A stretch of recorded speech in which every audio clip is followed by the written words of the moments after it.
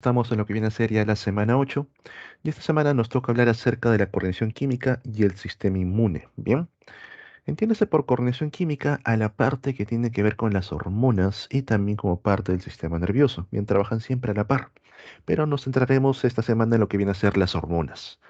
Ustedes, por ejemplo, para realizar distintas actividades en el día, en su vida, por ejemplo, para levantarse a las horas adecuadas, para dormir de manera correcta, para poder crecer de manera pareja, para que las funciones ocurran, digamos, la parte digestiva, la parte excretora, todo eso se lleve de manera muy coordinada, necesitamos de unos mensajeros químicos que ayuden a activar a varios grupos de células, bien, a varios órganos, tejidos, para que trabajen a la par, por ejemplo. Para que ustedes se levanten, es necesario que se levante la parte consciente, es necesario que se active el sistema muscular para que ustedes puedan, digamos, levantarse correctamente. Ya que si alguno de ellos falla, pueden, por ejemplo, presentar lo que viene a ser cuando se te sube el muerto, cuando tienes parálisis del sueño, cuando únicamente se ha despertado la parte consciente del cerebro, pero tus músculos todavía siguen inactivos. Bien, entonces es necesario para realizar nuestras funciones de manera correcta que un grupo de células de manera general se activen a la vez. Ahí vamos a encontrar la coordinación química, al llamado sistema endocrino. Dicho sistema endocrino va a estar controlado por las llamadas hormonas. Bien, estas hormonas vienen a ser moléculas que van a regular los procesos metabólicos, la adquisición de materia, la adquisición de energía y también los procesos fisiológicos. Bien, buenos días con todos. Quiere decir las funciones que realiza tu cuerpo. Ustedes se han dado cuenta que desde pequeños hasta ahora que el cuerpo crece de manera pareja. Bien, ahí vas a encontrar las hormonas. Actúan en pequeñas cantidades. No es necesario liberar una gran cantidad de hormonas, sino basta con una pequeña cantidad y el cuerpo puede activar ciertas funciones, como por ejemplo es el caso de la adrenalina.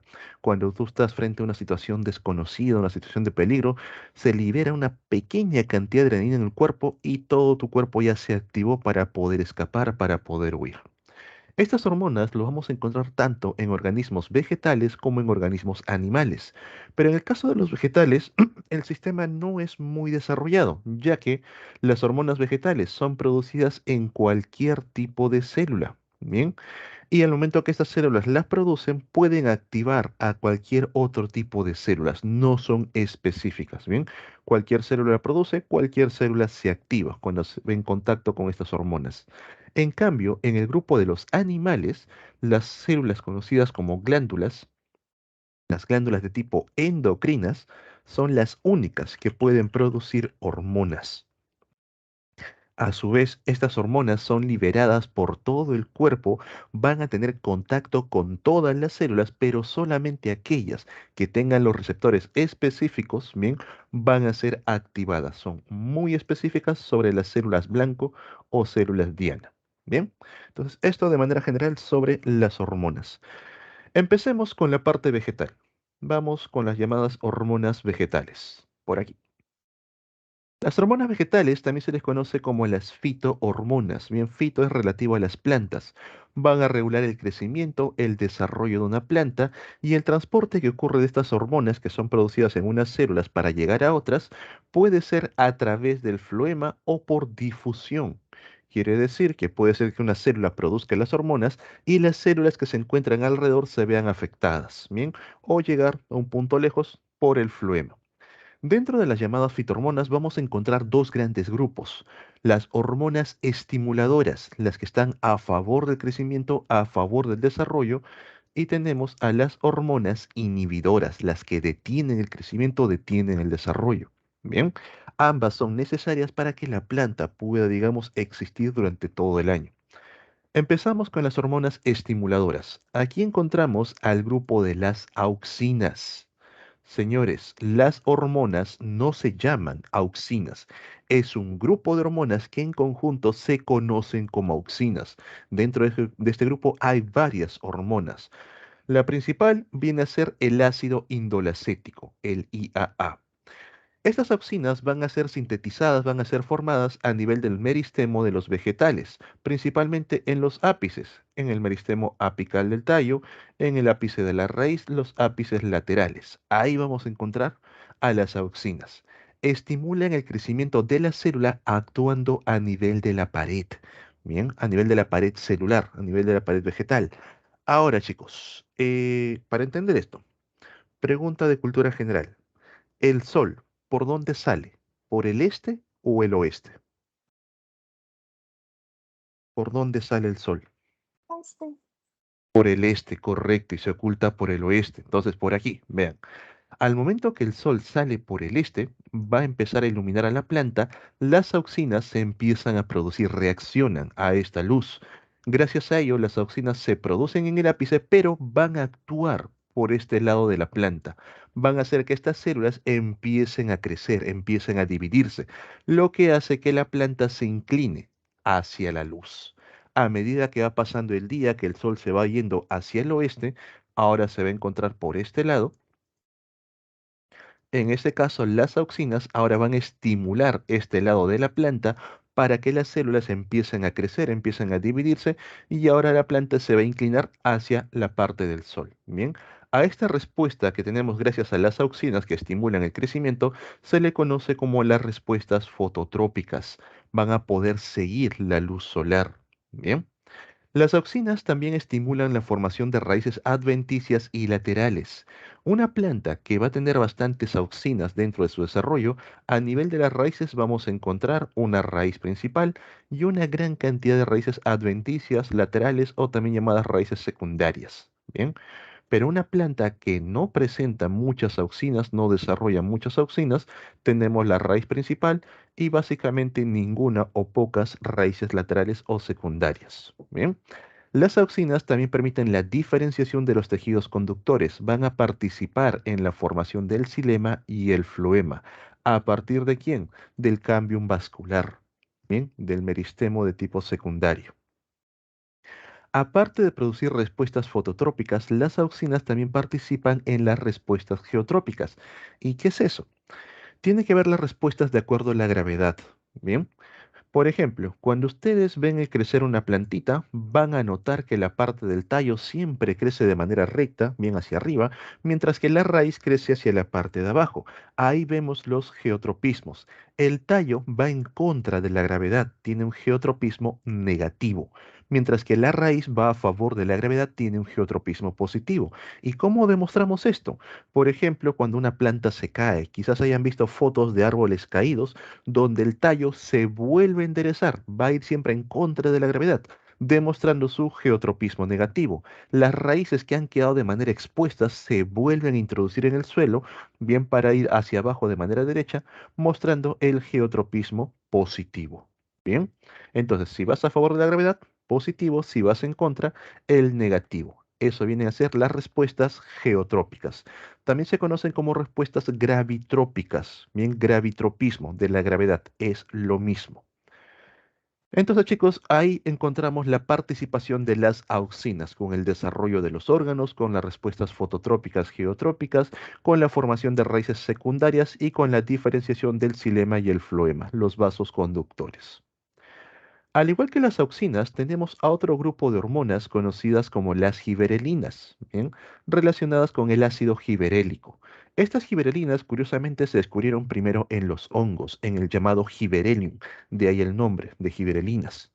Las giberelinas van a permitir el alargamiento de las células y el tallo de manera similar al ácido endolacético. Ustedes, por ejemplo, cuando observan las células de una planta al microscopio, van a notar que las células son bien alargadas, siempre son células alargadas por acción de las giberelinas. La palabra clave de la giberelina es esta: estimular. Van a estimular la formación de la planta de distintos órganos, la formación de las hojas, la formación de las flores, posteriormente la del fruto. ¿Y de qué manera? Por ejemplo, tenemos por aquí un tallito, bien, es una ramita, y en esta ramita queremos formar flores, digamos, queremos formar una flor. Llegan las giberelinas, estimulan el punto donde se va a formar una flor y las auxinas continúan con el proceso. Bien, por ahí se va a formar una florcita.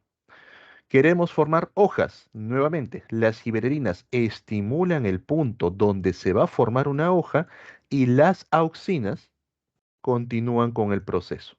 Bien, de esa manera van a trabajar. Las gibberelinas indican los puntos donde se van a formar las diversas estructuras, bien, flores, frutos, hojas, y las auxinas continúan con todo el proceso. A su vez, las gibberelinas van a participar, bien, en la germinación de la semilla. ¿De qué manera? Gracias a la presencia de gibberelinas en las semillas, se van a formar bien dentro de ellas las llamadas enzimas hidrolíticas.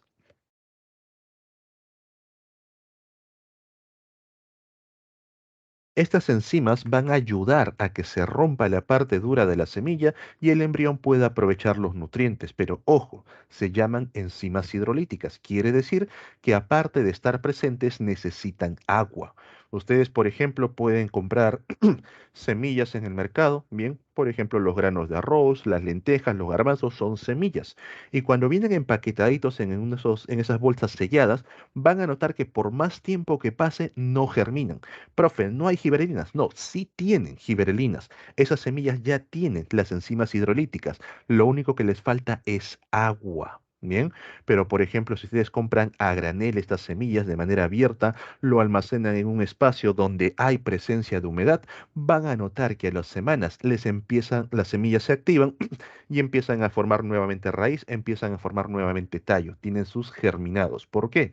Porque estaban ya las giberelinas presentes, formaron las enzimas hidrolíticas y gracias a la humedad estas semillas, bien, estas enzimas se activaron, permitiendo que el embrión aproveche los nutrientes. Bien, ustedes, por ejemplo, cuando van a comer garbanzos, frijoles, siempre un día antes lo dejan en agua para que las enzimas hidrolíticas se activen y hagan que el tejido sea más blando.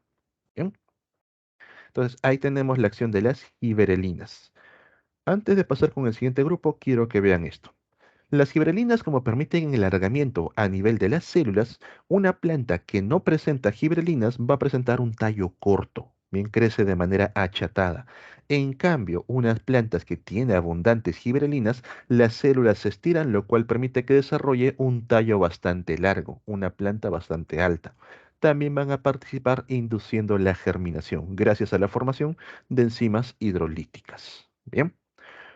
Por último, tenemos al grupo de las citocininas, bien, no confundirlo con las citocinas, no confundirlo con las citoquinas, son las citocininas, derivadas de la adenina.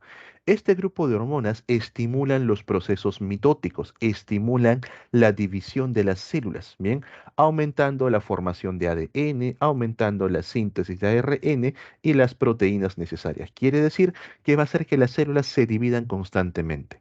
Cuando las células se dividen a cada momento, eso permite mantener un tejido joven. Ustedes, por ejemplo, tienen una piel bastante joven porque sus células están en constante división, pero a medida que van envejeciendo ya estos procesos de división se hacen más lentos, con lo que ya empiezan a aparecer las manchas, aparecen las arrugas. Bien, en el caso de las plantas, gracias a las citocininas, previenen la senescencia, evitan que la planta envejezca, se mantenga joven, sobre todo a nivel también de las hojas y otras estructuras.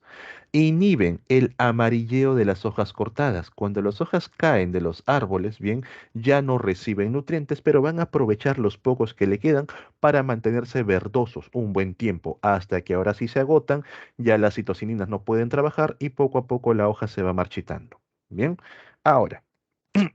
Las citocininas es cierto que van a promover que las células se dividan, pero no tienen un control sobre esta división. Quiere decir que puede dividirse de manera amorfa, no hay digamos, una forma adecuada. Eso hace que gracias a la acción de las citocininas, los frutos y las semillas se alarguen, pero que no tengan, digamos, una forma común. Quizás ustedes hayan visto la presencia de zapallitos, bien, hay zapallos que son medio redonditos, otros que son más alargados, pero justo estos alargados no tienen una forma simétrica, ya que las citocininas van a dividir por un lado, van a dividir por el otro, bien, no tienen un control adecuado. Es por ello que para el desarrollo de estructuras, las citocininas únicamente van a trabajar siempre y cuando haya auxinas en el proceso. Si no hay auxinas, las citocininas no trabajan, bien. Para desarrollar una hoja, las citocininas van a estar presentes, pero siempre y cuando estén las auxinas. Profe, ¿cómo así? Las auxinas pueden desarrollar una estructura por sí sola, no tienen ningún problema. Bien, las auxinas pueden formar una hoja, pueden formar una rama, pueden formar una flor. Pero si hay citocininas, lo hacen más rápido. Bien, lo hacen en menos tiempo. Las citocininas por sí solas no van a poder formar ninguna de estas estructuras, ya que no tienen un control sobre la mitosis. Bien. Por ello, para entender cómo trabajan estas tres, bien, hacemos un análogo, por ejemplo, con la construcción de un edificio. Para construir un edificio existen tres tipos de personas. El ingeniero o arquitecto, el que diseña dónde van a ir las estructuras, el maestro de obras, el que va a levantar las estructuras, y el ayudante del maestro de obras, bien, el que ayuda trayendo la arena, mezclando lo que viene a ser los compuestos, cargando los ladrillos. Las gibberelinas serían como los arquitectos o ingenieros. Ellos van a indicar dónde va cada estructura, estimulan los puntos para formar cada estructura. Las auxinas son como el maestro de obras. Por sí solo puede levantar una estructura de manera correcta, sabe cómo hacerlo, ya tiene experiencia. Las citocininas son como el ayudante. No puede levantar una estructura por sí solo, pero gracias al apoyo que da, hace que las estructuras rápidamente se desarrollen. ¿A quién apoya? A las auxinas. Bien. Entonces, de esa manera, chicos, para que entiendan cómo se van informando cada una de las estructuras dentro de las plantas gracias a las hormonas estimuladoras. Bien. Pasamos al grupo de las hormonas inhibidoras, las principalmente inhibidoras. Y aquí va otra pregunta de cultura general. ¿Cuál de las estaciones del año es la estación más seca en términos de agua? ¿Qué estación del año es la más seca?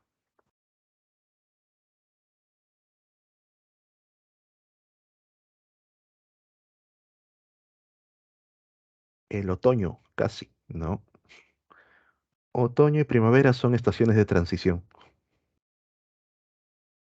¿Cuál es más seco, el verano o el invierno? Verano, tampoco. El verano es el más húmedo. Es el invierno. Profe, pero el invierno llueve un montón. Claro, el invierno cerca al Ecuador es distinto, pero un invierno de verdad, bien un invierno cerca, digamos, a las partes templadas, las partes de los polos, van a notar que el agua se convierte en nieve, en hielo, agua en estado sólido. Las plantas no pueden trabajar con agua en estado sólido. Entonces, en el verano es donde aumenta la cantidad de agua. Por eso es que ustedes ven que en verano hay presencia de huaicos, los ríos aumentan el caudal porque los glaciares empiezan a, digamos, a deshielar, aumentando los niveles de agua. La planta aprovecha todas estas señales desde la primavera para empezar a producir hojas, para empezar a producir compuestos de reserva. Entre verano e invierno encontramos al otoño. ¿Y qué ocurre ahí? Los niveles de agua empiezan a descender, poco a poco va bajando los niveles en el subsuelo y las plantas a nivel de las raíces detectan estos cambios, saben que se viene una época dura conocida como invierno.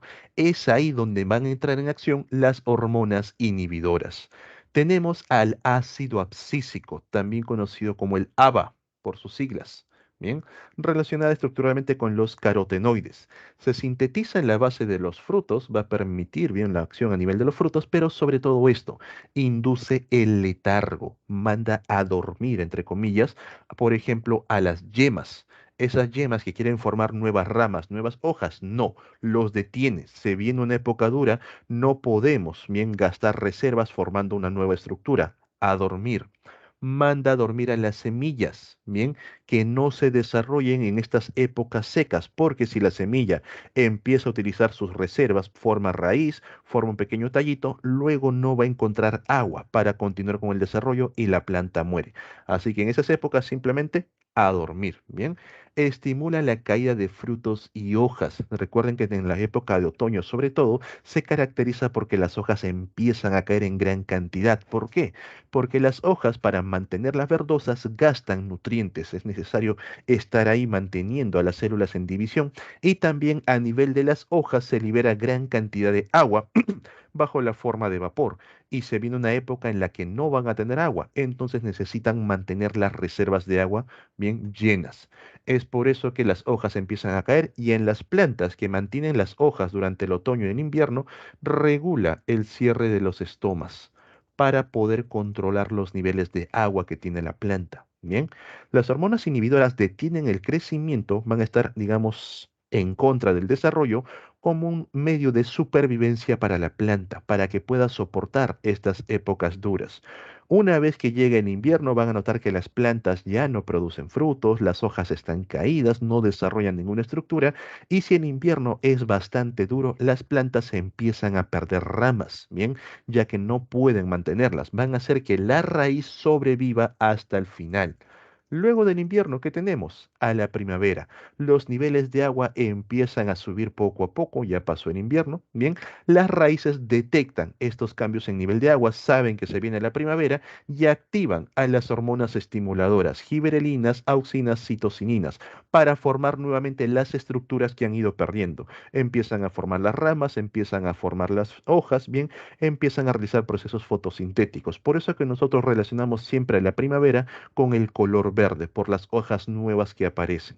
Bien, llega el verano donde hay mayor cantidad de luz, las plantas realizan mayor cantidad de fotosíntesis, almacenan todas sus reservas y nuevamente empieza el otoño y otra vez tienen que entrar en acción las hormonas inhibidoras para prepararlos al siguiente invierno. Bien. Entonces, de esa manera va a trabajar el ácido abscísico y también el llamado etileno. El etileno es un gas en sí que se va a ser formado a nivel del tejido de las espermatofitas. Profe, ¿qué es eso? Las plantas con flores, bien, las plantas con semillas producen etileno. Interviene en el gravitropismo, también conocido como el geotropismo, bien, lo que vimos por parte de las auxinas. Acelera la maduración de los frutos, acelera la senescencia, el envejecimiento. Sobre todo con los frutos. Ustedes, por ejemplo, cuando tienen un fruto verde, digamos que han comprado palta para el desayuno, quieren comer su paltita y notan que está verde, está duro. ¿Qué hacen para que este fruto madure más rápido? ¿Qué tip casero conocen? Guardarlo con papel. Lo envuelven con papel periódico, lo envuelven con bolsa. ¿Por qué? No importa si es papel periódico, no importa si es bolsa, ¿bien? Básicamente, la idea es concentrar al etileno. Un momento, chicos. Bien, es concentrar el etileno, que este como gas al momento que se produce a nivel de los frutos, se tiende a volatilizar, se tiende a evaporar. Al momento que lo envuelve en el papel periódico o dentro de un recipiente cerrado o dentro de una bolsa, el gas se acumula y el fruto madura más rápido. Por eso que cuando ustedes, por ejemplo, tienen una gran cantidad de frutos acumulados, digamos que han comprado manzanitas en el mercado, van a notar que si esto lo guardan dentro de un recipiente cerrado, las manzanas maduran más rápido y va a haber una de ellas, bien que madura mucho más rápido. Es ahí donde se ha concentrado gran cantidad de etileno. Mientras más madura, más etileno produce. Bien. A su vez, como es un gas que se va acumulando, este etileno tiende a también actuar en los frutos que se encuentran alrededor. Y ustedes lo han notado, cuando una manzana ya se pasa de madurez, ya se empieza a pudrir también a las manzanas que se encuentran a su costado, las más cercanas, mientras que las que se encuentran más lejano todavía no llegan a esa etapa. Bien. Entonces, este etileno como gas empieza a acumularse en estos frutos bien, a medida que van madurando. ¿Cómo podemos inhibir la acción del etileno? Gracias a un gas conocido como el CO2, el dióxido de carbono. Cuando hay presencia de CO2, el etileno no puede actuar, lo inhibe completamente. Bien, por eso, chicos, que digamos, cuando se van a enviar frutos hacia la parte, digamos, de Europa, bien, los envían a través de barcos, no lo hacen en aviones, sería muy pesado, muy costoso, van a meter los frutos dentro de unos containers y van a acumular gran cantidad de CO2. El CO2 de por sí es un gas frío, lo cual ralentiza bastante el metabolismo, a su vez evita la acción del etileno. Los frutos llegan inmaduros, llegan verdes hacia la parte de Europa y ahí cuando ya se quiere, digamos, madurar o vender, pues aplican estos tips caseros, guardarlos en recipientes cerrados, envolverlos en papel periódico o dentro de bolsas para que el etileno se acumule. También ustedes, por ejemplo, si visitan los mercados de frutas de sus zonas, bien van a notar que varios vendedores, cuando venden fruta al por mayor gran cantidad, van a tener unos inciensos en forma de espiral que están prendidos. Uno es para espantar a los insectos, bien el CO2 no permite que los insectos puedan ver cuál es la fruta, dónde posarse, y otro, este CO2 que se acumula sobre las frutas evita que maduren antes de tiempo, hasta que se pueda vender el fruto y luego ya inicia su proceso de maduración. Bien. Entonces, chicos, ahí tenemos a las hormonas inhibidoras. Para cerrar esta parte y entender unos procesos, vamos con la siguiente diapositiva. Veamos cómo ocurre el proceso de abscisión de una hoja. ¿Cómo es que una hoja cae? Como te digo, para que la hoja se mantenga verdosa, se mantenga funcional, es necesario que las auxinas estén presentes para que se estén renovando las células, para que la hoja no envejezca. Bien, ahí van a estar las auxinas también manteniendo el pedúnculo para evitar que éste caiga. Pero cuando es necesario que la planta pierda las hojas, cuando va a iniciar la fase de abscisión, los niveles de auxinas descienden. El etileno va a favorecer lo que viene a ser el envejecimiento.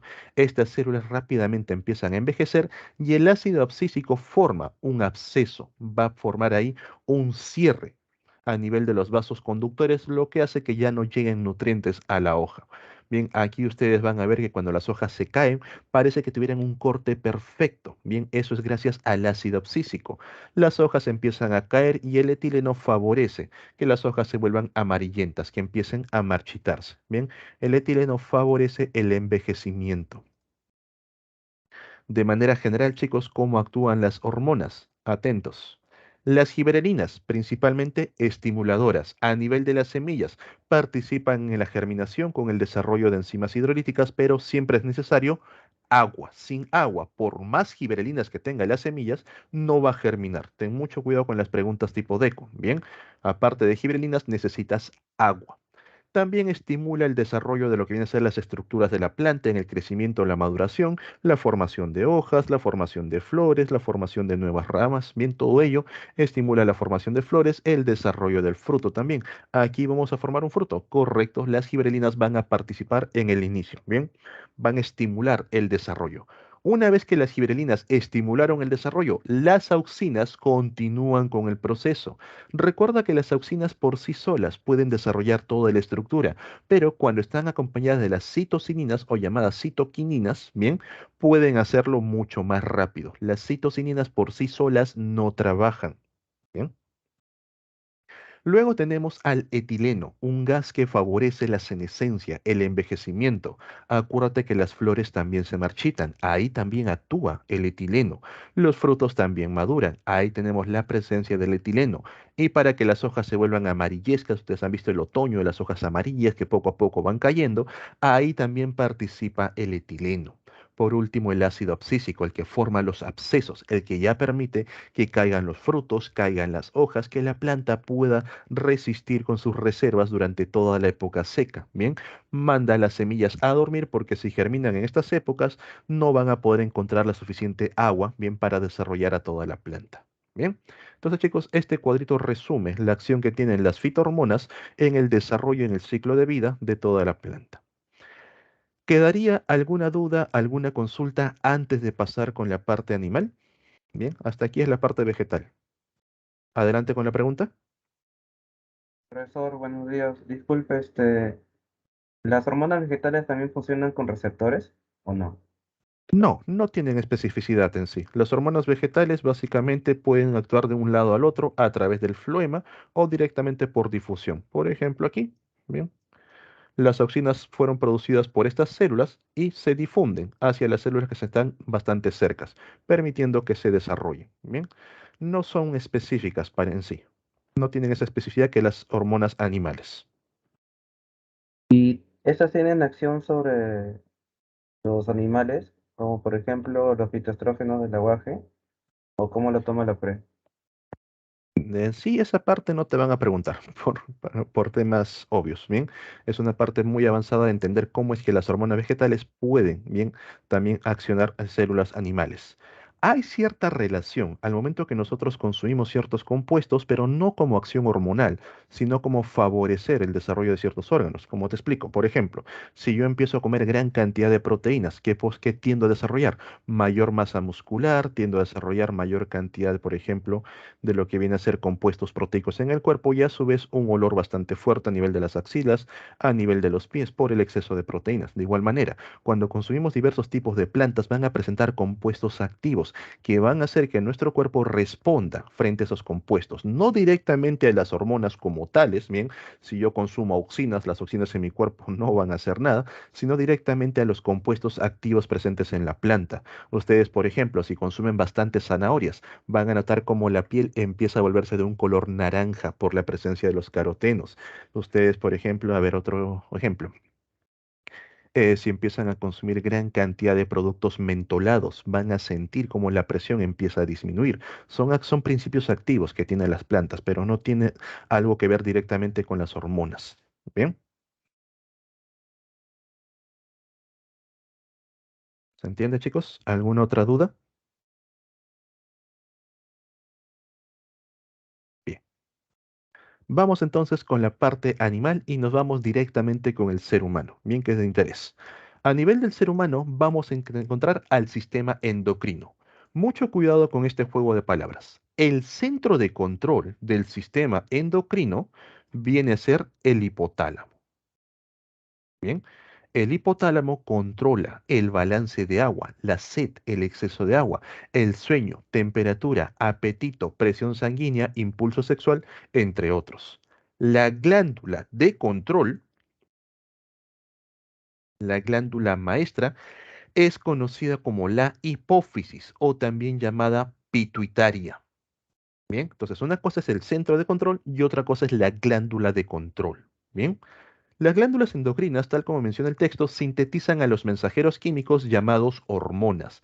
Estas hormonas son liberadas a nivel de torrente sanguíneo, van a viajar por todo el cuerpo, van a tener contacto con todas las células, pero solamente aquellas células que presenten los receptores adecuados van a ser activadas. Bien, a estas se les conoce como células diana o directamente los órganos o tejidos diana. También se les llama células blanco, el objetivo. A aquellas células que no presenten el receptor adecuado no se acopla, por lo cual la hormona no activa a esta célula. Bien, esta es una célula no diana. Entonces, estos mensajeros químicos son secretados al cuerpo, repartidos a los órganos diana por medio del sistema circulatorio. Ustedes liberan un poco de adrenalina, la adrenalina viaja rápidamente por sangre, tiene contacto con todas las células de su cuerpo, pero solamente activa a aquellos que tengan los receptores para adrenalina. Igual ocurre con la insulina, igual ocurre con las otras hormonas. Bien. De manera general, chicos, las glándulas que nosotros vamos a ver en nuestro cuerpo, las glándulas endocrinas de arriba hacia abajo, vienen a ser, tenemos al hipotálamo junto con la pituitaria, tenemos a la glándula pineal, también llamado cuerpo pineal, bajamos un poco más, llegamos al cuello, ahí encontramos a la tiroides y sobre la tiroides a la paratiroides. A la altura del pecho, en el esternón, encontramos al timo. Bajamos un poco más, vamos a encontrar a la misma altura las glándulas adrenales o suprarrenales, las que se encuentran sobre los riñones, y tenemos al páncreas, que es una glándula mixta, tiene su lado endocrino. Bien. Bajamos un poco más y encontramos a las glándulas gonadales, en el caso de las mujeres, los ovarios, en el caso de los varones, los testículos. Bien, y estas son las glándulas principales que encontramos en nuestro cuerpo. Ahora, ¿de qué manera funcionan las hormonas? Número uno, hay que entender la naturaleza de dichas hormonas. Estas hormonas pueden ser de naturaleza proteica, son proteínas, o pueden ser de naturaleza lipídica, hormonas esteroideas, derivados de los lípidos. Bien, esto cambia mucho el mecanismo de acción. Recuerda que la bicapa, bien, la bicapa que recubre las células, la membrana lipídica, está formada por lípidos. Los lípidos no van a permitir el ingreso de proteínas, no pueden atravesar la bicapa lipídica, pero las hormonas esteroideas, como son derivados lipídicos, atraviesan sin ningún problema la bicapa lipídica y esto cambia todo el mecanismo de acción. Entonces vamos con la parte proteica. Las hormonas proteicas no pueden atravesar la bicapa, por lo cual tienen que ser recibidos de manera externa. Tienen un receptor superficial. ¿Bien? A esta hormona que llega y se acopla con el receptor superficial se le conoce como el primer mensajero. De manera superficial, de manera externa, ¿bien? Se va a formar el complejo hormona-receptor fuera de la célula. El complejo hormona-receptor, bien cuando se acoplan. Una vez que logra acoplarse, este receptor activa a una proteína que se encuentra por debajo, esto no les preguntan, pero por si acaso, la llamada adenilato ciclasa. Bien, lo coloco con asterisco, si quieren aprenderlo. Bien. ¿Y qué hace la adenilato ciclasa? Va a formar a un segundo mensajero. Este segundo mensajero es conocido como el AMP de tipo cíclico. AMP, adenosín monofosfato. Profe, ¿tiene algo que ver con el ATP? Sí. El ATP es el adenosín de tres fosfatos. Para formar un AMP se pierden dos fosfatos. Bien, ahí se forma el AMP cíclico. El AMP cíclico, como segundo mensajero, puede actuar en dos zonas. Una, activar a nivel del núcleo. Activa ciertos genes, donde a partir de esos genes se forma un ARN mensajero y este ARN mensajero leído por un ribosoma, traducido por el ribosoma, forma una proteína.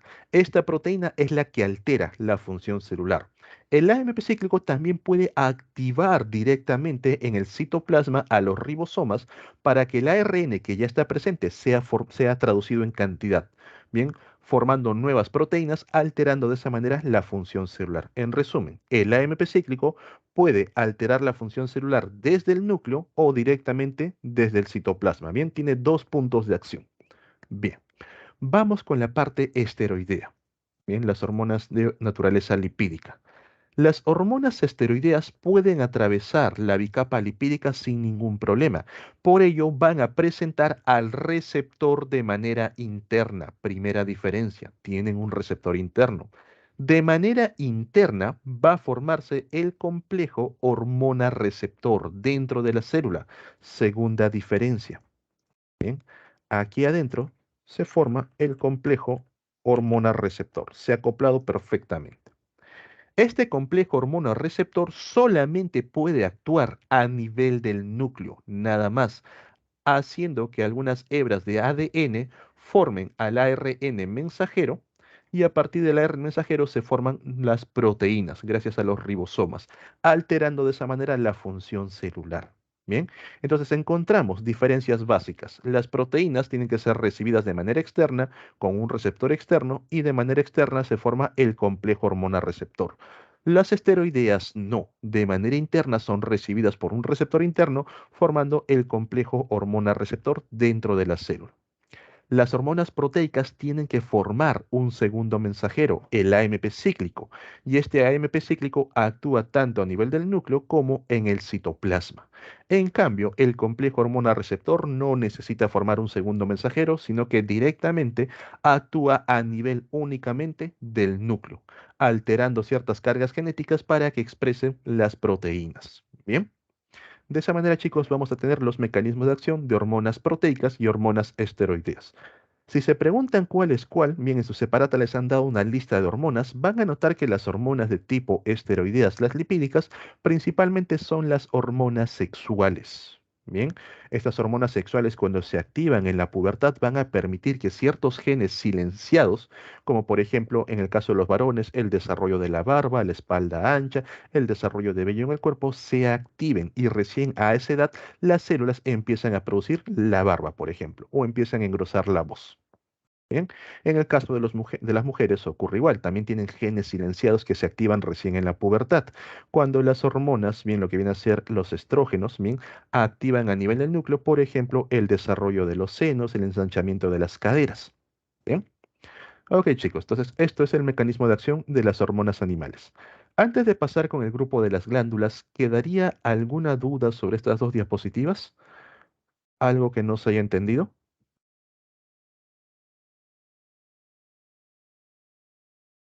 ¿Todo bien? Todo claro, profesor. Correcto. Bien. Entonces, vamos viendo glándula por glándula de arriba hacia abajo. Bien. Empezamos con lo que viene a ser el hipotálamo y la hipófisis. Recuerda que la hipófisis es conocida como la glándula maestra o también conocida como la pituitaria. Bien. ¿Por qué recibe ese título de glándula maestra?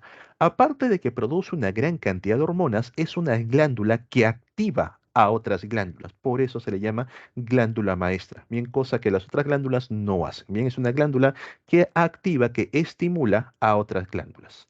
El hipotálamo lo ubicamos en la base del cerebro y colgando justo de la manera de pelotita encontramos a la hipófisis. Bien, por ahí.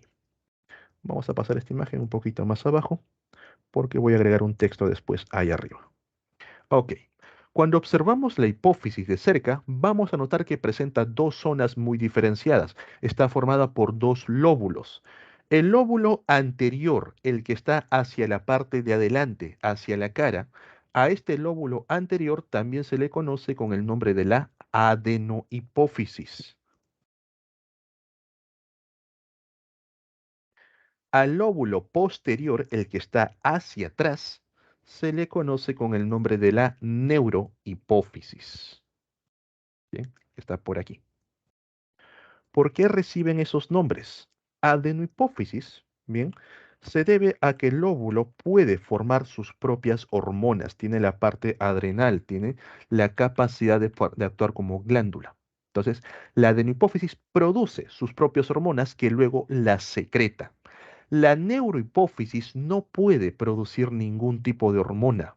La neurohipófisis almacena las hormonas producidas por el hipotálamo. Bien, estas hormonas que son producidas en la base del hipotálamo van a llegar a la neurohipófisis gracias a las células neurosecretoras. Ahí entra toda la parte neural. Bien, entonces adenohipófisis produce sus propias hormonas, neurohipófisis no produce ninguna de ellas. Tengan mucho cuidado en verdadero y falso. Entonces, empecemos con la neurohipófisis. ¿Qué hormonas almacena? Almacena las hormonas conocidas como antidiurética o también llamada la vasopresina. Lo vimos en la clase de sistema excretor. ¿Qué hacía la vasopresina? ¿Te acuerdas del cine? Cuando una persona tiene sed, necesita agua, pero a la vez tiene ganas de ir al baño. Entonces, tenemos agua a nivel de la vejiga. El cuerpo necesita agua, libera la antidiurética, la ADH, y esta orina regresa a los tubos renales, se reabsorbe el agua necesaria y luego la orina desciende a la vejiga, una orina más concentrada. Por eso que en el cine, cuando tienes sed, tienes ganas de ir al baño, por breves momentos se te van las dos sensaciones. Bien, en ese momento está actuando la antidiurética o vasopresina. ADH, antidiurética, hormona.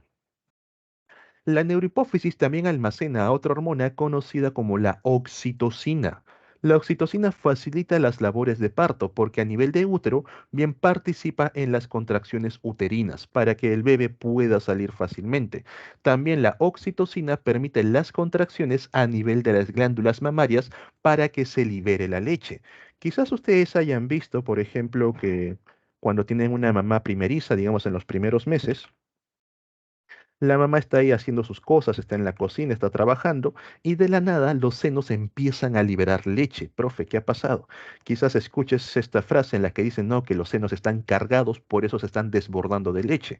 Los senos no son como unos pequeños frascos donde tienen un límite y luego la leche empieza a salir, sino que en esos momentos la madre, sin saberlo, ha liberado oxitocina. La oxitocina ha hecho presión, ha hecho contracción a nivel de las glándulas mamarias, por eso que la leche se empieza a salir a través del pezón. Es ahí donde traen al bebé para que se aproveche esa leche. Bien, entonces la oxitocina permite liberar la leche, no producirla. Tengan mucho cuidado, solamente liberarla.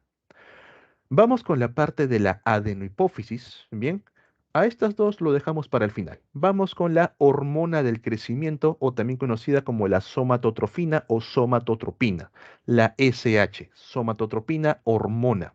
Esta hormona estimula los procesos de crecimiento, sobre todo a nivel de los huesos y los músculos. Bien, cuando una persona va desarrollando cierta altura, van a notar que son los huesos los que se alargan. El resto de las estructuras mantienen el mismo tamaño. El corazón, básicamente, de todas las personas tiene un tamaño regular, el hígado, los riñones también tienen un tamaño regular, pero la diferencia básica entre una persona alta y una persona baja son los huesos.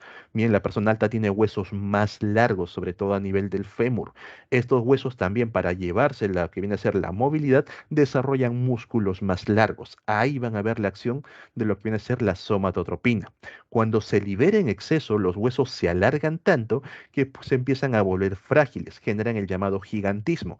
Y ustedes van a ver que las personas con gigantismo, por ejemplo, aquí en Perú teníamos al señor Margarito, van a andar con bastones o van a andar sentados porque esos huesos están debilitados y a cada rato generan fracturas. Bien, es un problema de los huesos muy largos en sí.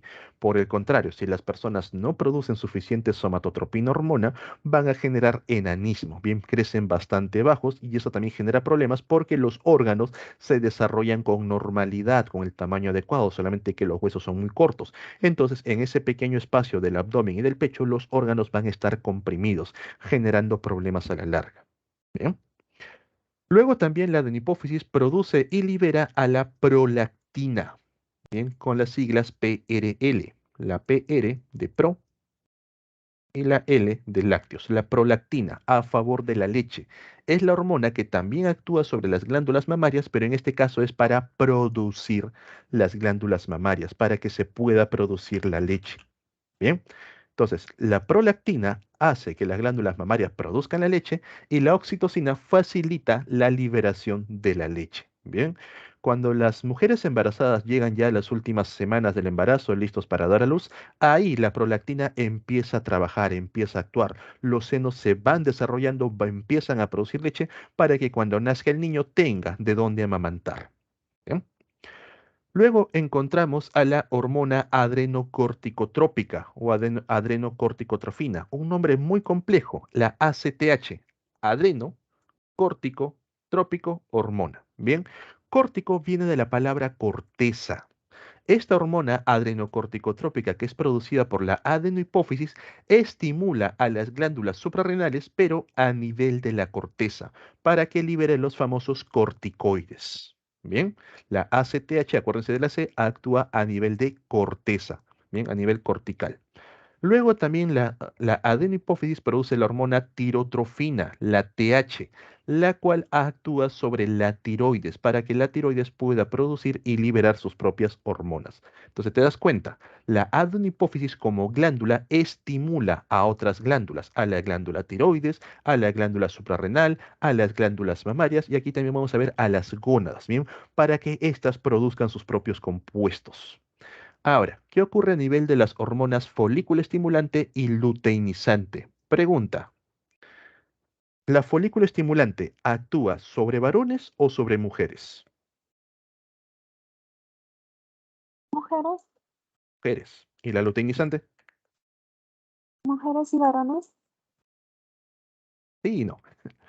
Ambas actúan sobre ambos. Tanto varones como mujeres producen folículo estimulante y hormona luteinizante. ¿Ok? Los dos van a producir esas hormonas. La llamada folículo estimulante estimula los folículos ováricos, la FSH, folículo estimulante hormona. Entonces, ¿de qué manera trabaja? Estimulando, bien, a los folículos ováricos. De ahí el nombre. Pero también estimula, en el caso de los varones, estimula a las células de Sertoli. ¿Para qué? ¿Qué se produce a nivel de los folículos ováricos? Los óvulos van a ir madurando hasta que son liberados. ¿Qué se produce a nivel de las células de Sertoli? Los espermatozoides. Bien, en otras palabras, la folículo estimulante estimula la formación de los gametos. Bien, entonces hacen eso, reciben el nombre de acuerdo al cuerpo femenino, a los folículos ováricos. Folículo estimulante, hormona. ¿Qué hace por otra parte la hormona luteinizante? La luteinizante recibe las siglas de LH. Bien, la luteinizante estimula al cuerpo lúteo. Profe, ¿qué es el cuerpo lúteo? En el caso de las mujeres, lo primero que se desarrolla dentro de los ovarios viene a ser los folículos ováricos. Los folículos van creciendo y en el interior van madurando un óvulo. Cuando llega el día 14 del ciclo menstrual, el óvulo se libera y ese folículo ovárico ahora se convierte en un cuerpo lúteo. Ahí la hormona luteinizante empieza a actuar. ¿Para qué? Para que a nivel del cuerpo lúteo se produzcan las hormonas sexuales femeninas. ¿Cuáles son? La progesterona, bien, es el estradiol. Bien, pero principalmente la progesterona. Quiere decir que en la parte masculina también va a estimular a ciertas células para que se produzcan las hormonas sexuales masculinas. Ahí encontramos, estimula a las células de Leydig. Bien, a nivel de las células de Leydig se va a producir la llamada testosterona. Bien, entonces la hormona luteinizante estimula la formación de hormonas sexuales. Bien, entonces chicos, eso no se olviden. La folícula estimulante estimula la formación de gametos a nivel de los folículos ováricos, el desarrollo de los óvulos, a nivel de las células de Sertoli, el desarrollo de los espermatozoides. La hormona luteinizante estimula la formación de hormonas sexuales, donde en el cuerpo lúteo, de ahí el nombre de luteinizante, para que las mujeres liberen las hormonas sexuales femeninas, progesterona, estradiol a nivel de los varones en las células de Leydig para que los varones produzcan la llamada testosterona. Bien, entonces esto viene a ser la acción tanto de la adenohipófisis como de la neurohipófisis. ¿Preguntas? ¿Dudas? ¿Todo bien? Claro, claro, profesor. Correcto. Bajamos un poquito y ahí nomás a la misma altura encontramos a la glándula pineal o también llamada epífisis. También se le conoce como el cuerpo pineal. Bien, esta glándula produce una hormona llamada la melatonina y es una glándula que depende de la luz, es regulada, es modulada por la luz. Cuando hay ausencia de luz, aumenta la producción de melatonina, pero cuando hay presencia de luz, disminuye, bien se detiene la producción de la melatonina, con lo que poco a poco esta hormona va disminuyendo porque tus riñones lo van excretando, lo van liberando. ¿Y esto en qué participa? Por ejemplo, cuando ustedes se van a dormir, van a ver que todas las luces se apagan. Frente a esa oscuridad, también cuando el sol va bajando poco a poco, la ausencia de luz hace que la glándula pineal produzca bastante melatonina. Empieza a aumentar los niveles de melatonina. Bien, esto induce el sueño en las personas y luego, ya cuando llega a ciertas horas, empieza a aparecer nuevamente el sol por el este, aparecen los primeros rayos solares. A pesar de que estás con los ojos cerrados, puedes cerrar los ojos, bien, tú vas a detectar los cambios de luz. No tienes ningún problema con eso. Y esa información llega a la glándula o cuerpo pineal, con lo que se detiene la producción de melatonina, ahorita vamos, y poco a poco el cuerpo va despertando. Bien, adelante con la pregunta. Profesor, ¿es verdad que la melatonina estimula la producción de la hormona de crecimiento? La melatonina estimula la producción de hormona de crecimiento. Se podría decir que sí, ya que una persona crece más cuando está dormido, mejor dicho, cuando es de noche.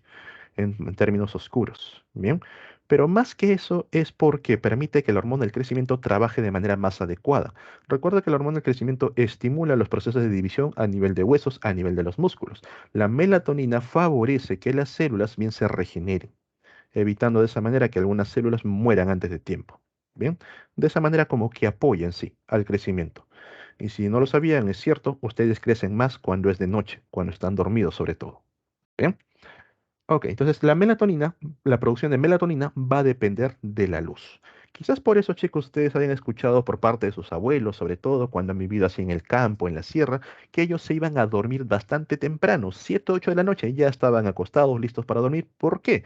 Porque en esas épocas, a nivel de los campos, a nivel de la sierra, no había alumbrado público, vivían bastante lejanos. A esas horas ya estaba todo oscuro y básicamente el cuerpo produce gran cantidad de melatonina que induce el sueño. Se levantaban a las 6, 7 de la mañana con los primeros rayos solares porque los niveles de melatonina descienden y el cuerpo se activa. Bien, permite regular estos ciclos. En el caso, por ejemplo, de los animales, regulan los ciclos reproductores estacionales. ¿Cómo es eso? Quizás ustedes no lo noten, pero su cuerpo sí.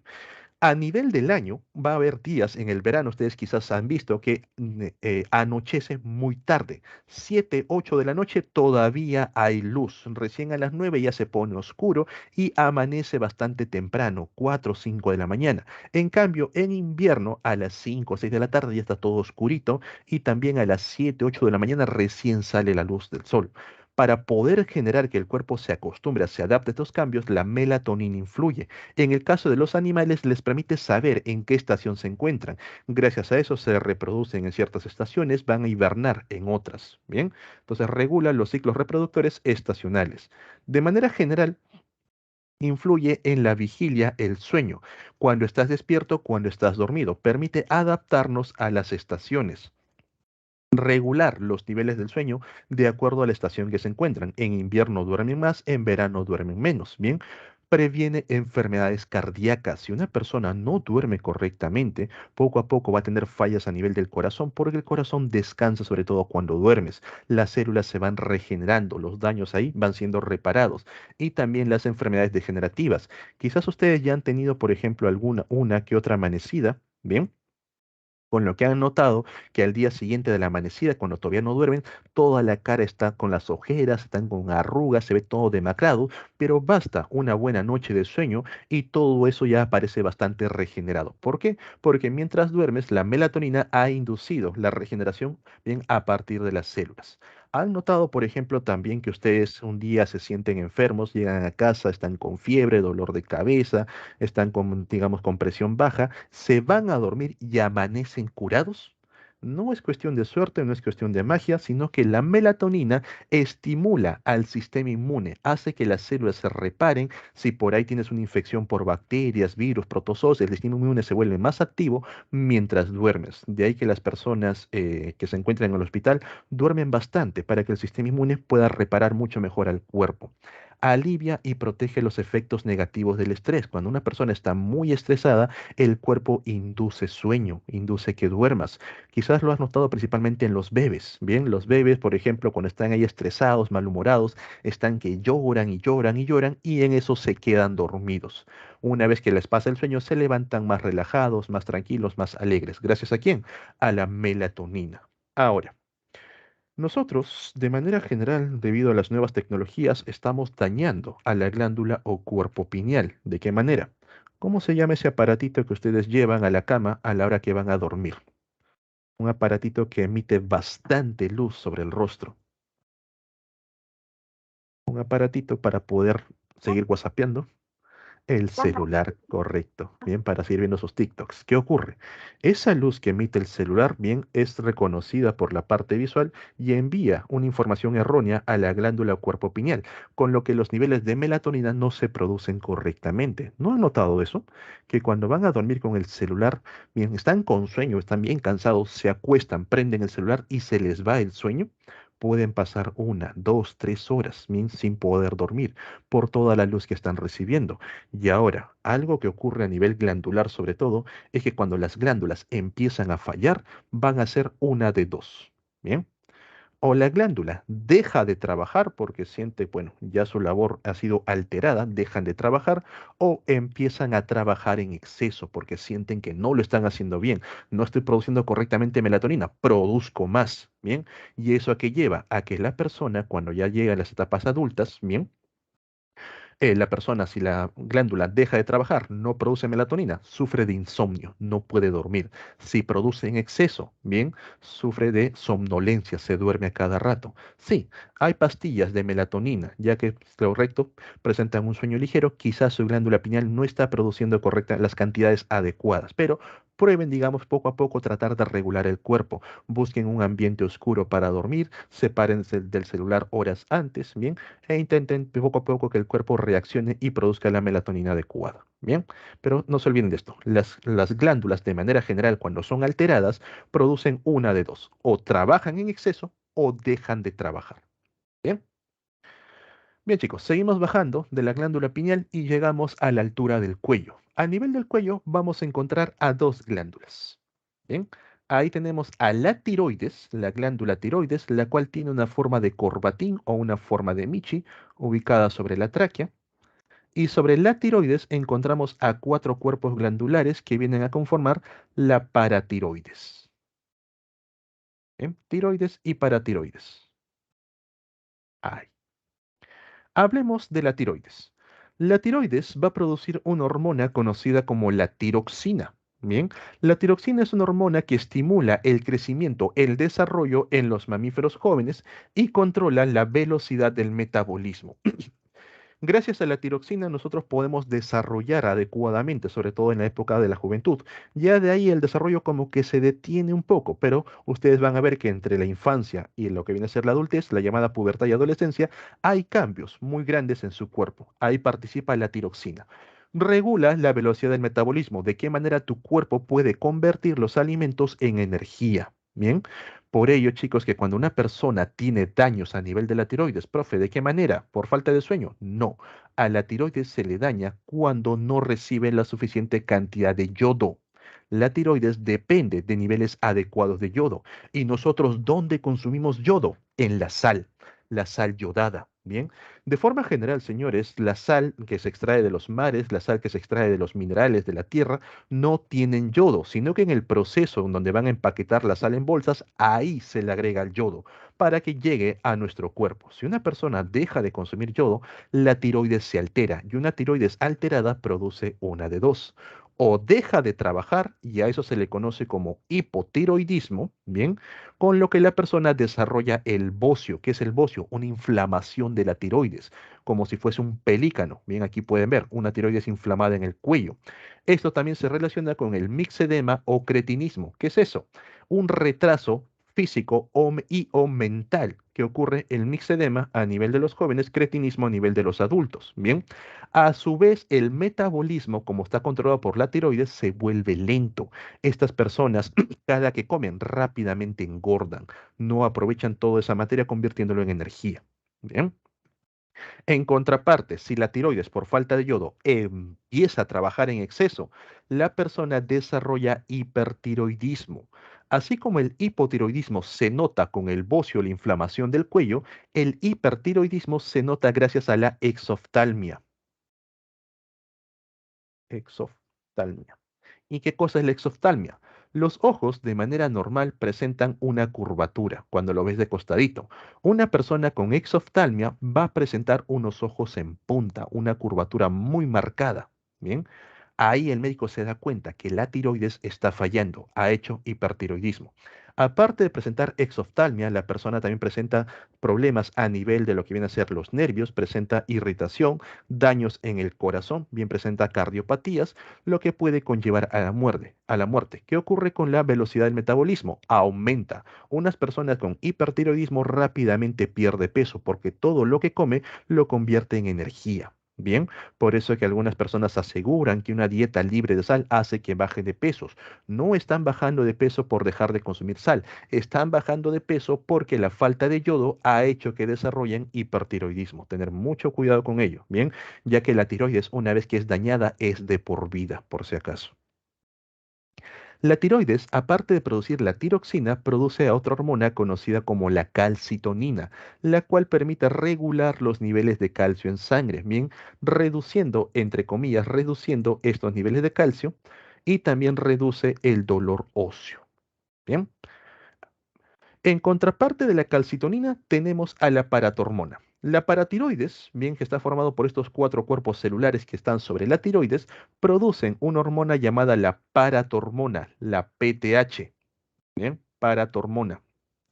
Algunos se escriben como parato-hormona o directamente paratormona sin una O. Bien, es redundante en sí. Entonces, ¿de qué manera trabajan estas dos hormonas? La calcitonina reduce los niveles de calcio, la paratormona mantiene los niveles de calcio.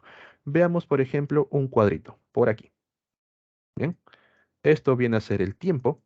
Por aquí están tus niveles de calcio y para que el cuerpo funcione tiene que mantener cierto nivel de calcio en sangre. Bien, siempre te he dicho desde la primera clase que a la sangre nunca le debe faltar calcio. Entonces, cuando tú inicias tu día, tienes tus niveles óptimos de calcio.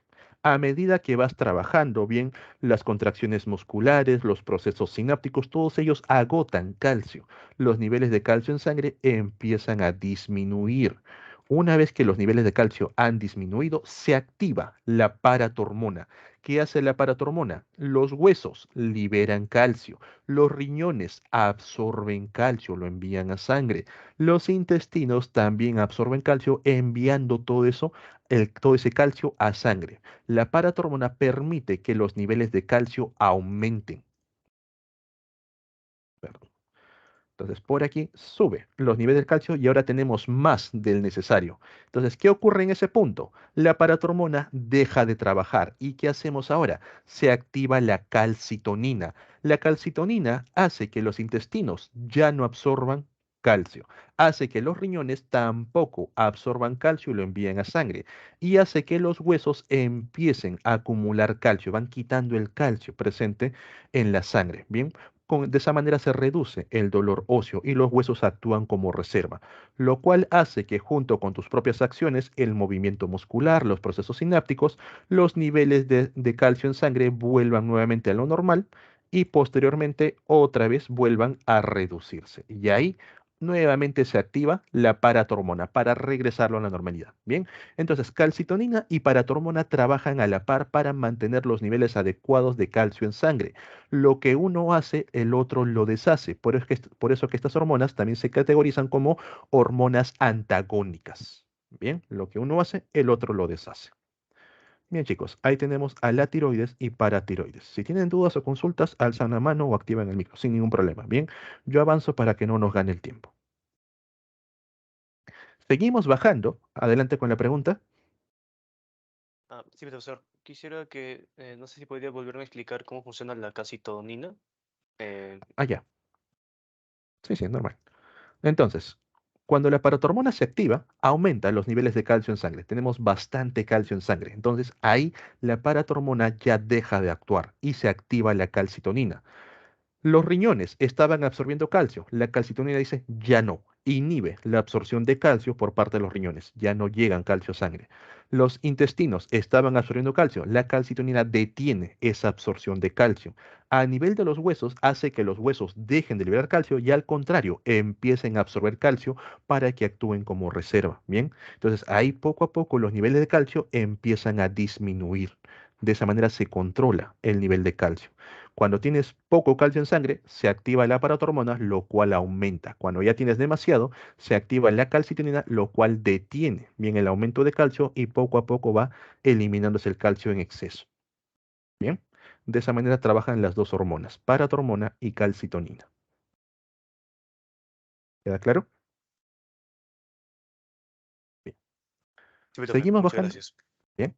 Y ahora vamos a la parte del pecho y ahí vamos a encontrar al timo.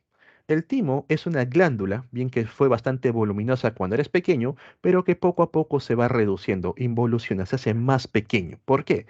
El timo se encarga de producir la hormona llamada timosina, bien, es una hormona proteica cuya función principal es estimular la maduración de los linfocitos T. ¿Y por qué cuando eres niño tienes un timo más grande? Porque cuando eres niño tu cuerpo todavía no conoce a las enfermedades, entonces preparas una gran cantidad de linfocitos T para hacerle frente a cada infección, pero luego de cada infección te dio sarampión, te dio por ahí, digamos, una fiebre, te ingresó alguna bacteria, tu cuerpo, tu sistema inmune se empieza a especializar, va conociendo a las enfermedades. Por ello ya no requiere tanto linfocitos T, ya tiene a los especialistas. Vuelve a atacarte el sarampión, el cuerpo rápidamente lo detiene. De ahí que involuciona, se va haciendo más pequeño desde la pubertad. Bien, ya no necesitas gran cantidad de linfocitos.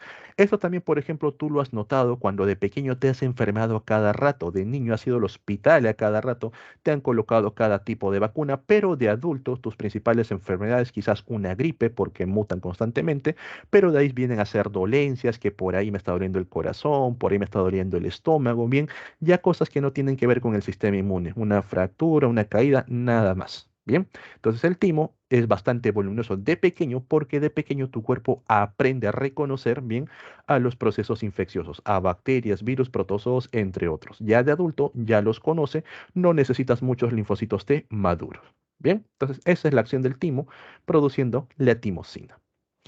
Bajamos un poco más y llegamos a las glándulas suprarrenales, las que se encuentran sobre los riñones. Vienen a ser un par de cumulitos, bien, donde si lo analizamos estructuralmente, notamos, número uno, la presencia de una cápsula, que es una especie de membrana que la rodea. Por debajo de la cápsula encontramos la zona de corteza. A nivel de la corteza es donde actúa la ACTH, la adrenocorticotrópica, para que en la corteza se puedan producir los llamados corticoides, mineralocorticoides y los glucocorticoides. Bien, ¿y qué hacen estas hormonas? Los corticoides de manera general están relacionados con los procesos de estrés, pero principalmente los glucocorticoides como el cortisol, también llamada la hormona del estrés. ¿Qué ocurre? Cuando el cuerpo se encuentra bajo bastante estrés, se liberan estos corticoides a sangre, lo cual reduce el impacto que tiene el estrés sobre el cuerpo. También se relacionan con los dolores físicos y emocionales. Cuando una persona sufre un dolor emocional, digamos por ahí tuvo una ruptura amorosa, por ahí perdió un familiar, vas a notar que en cierto punto, o sea, al inicio estuvo muy triste, pero luego de ello, bien, pasando las 24 horas, cuando ya los corticoides están en suficiente cantidad en el cuerpo, notas que la persona se encuentra neutral. No está ni animada, pero tampoco está triste. Es un indicativo de que tienes corticoides en sangre. Quizás lo hayan visto sobre todo cuando muere algún familiar en los velorios. Bien, cuando muere una persona, la familia cercana, bien que ya pasó la etapa de lloriqueo, bien está con los corticoides altos. Van a ver que está neutral. Reciben a las visitas, reciben a los familiares, los vecinos, pero luego de eso los corticoides van a bajar, los riñones lo van a eliminar y otra vez el dolor emocional vuelve, sobre todo a la hora del entierro, y son un mar de lágrimas. Igual ocurre cuando ustedes, digamos, van a tener una ruptura amorosa. En el momento se sienten muy tristes, luego de eso están en una etapa neutral, ahí están los corticoides, hasta que los corticoides bajan y otra vez se encuentran tristes, bastante decaídos. Con el dolor físico es igual. Cuando una persona, por ejemplo, sufre un accidente, digamos que se cayó en la moto, tiene una fractura, en el momento que se levanta está un poco aturdido, no siente el dolor gracias a los corticoides que están activos, reduciendo ese dolor físico. Bien, en esos momentos los paramédicos deben actuar, también aplicarle ciertos fármacos como las morfinas, porque una vez que los corticoides bajan, el dolor regresa con todo. Bien, y ahí va a sentir realmente lo que acaba de ocurrir. Entonces, de esa manera trabajan los glucocorticoides con el cortisol. En el caso de los mineralocorticoides tenemos a la aldosterona. La aldosterona actúa a nivel de los riñones y permite un intercambio entre sodio y potasio, sodio para el cuerpo, potasio hacia la orina, y también un intercambio entre el bicarbonato, que lo asimila el cuerpo, y los iones hidrógeno que se liberan a la orina, acidificándola mucho más. Bien, la aldosterona participa como parte de la formación de la orina. Pasando a la corteza, en la parte central tenemos la zona de médula, la zona medular. En la médula se produce una hormona conocida como adrenalina o epinefrina. También lo van a encontrar con el nombre de noradrenalina o norepinefrina. Epinefrina. Bien. ¿Cuál es la diferencia entre la adrenalina y la noradrenalina? Es el mismo compuesto, solamente que recibe el nombre de adrenalina cuando viaja por torrente sanguíneo bajo la forma de una hormona y recibe el nombre de noradrenalina cuando viaja entre las células nerviosas mediante la sinapsis, actuando como neurotransmisor. Es el mismo compuesto. Cuando la adrenalina se libera, bien, la noradrenalina activa al sistema simpático en sistema nervioso. La adrenalina, por su parte, activa a los órganos que te preparan para huir, te preparan frente al peligro, frente a lo desconocido. Tú estás yendo por un cementerio de noche, estás todo sugestionado y empiezas a escuchar ruidos raros. No hay un peligro real, pero tu propia sugestión te induce que tienes miedo a lo desconocido. El corazón empieza a latir más rápido, los pulmones empiezan a aumentar la capacidad pulmonar, los bronquios se dilatan, la sudoración se vuelve fría, bien, el hambre se te va, tu cuerpo se prepara para escapar, para huir, porque nosotros de manera evolutiva siempre hemos sido presa. Muy diferente, por ejemplo, a la adrenalina que libera tu perro. Ahí lo prepara para la lucha, porque tus perros siempre han sido depredadores. Nosotros hemos sido presas. ¿Y esto cómo lo entiendes? Por ejemplo, supongamos que te están robando en la calle, bien, un asaltante te está bolsilleando la mochila, te ha dicho que te detengas, estás todo asustado, ya liberaste adrenalina y cuando por ahí ves un grupo de policías que se acerca, tu cuerpo, mejor dicho, tu persona, no se pone a pegarle al ladrón, no te preparas para pelear. Lo primero que vas a hacer es huir buscando refugio en los policías. ¿Por qué?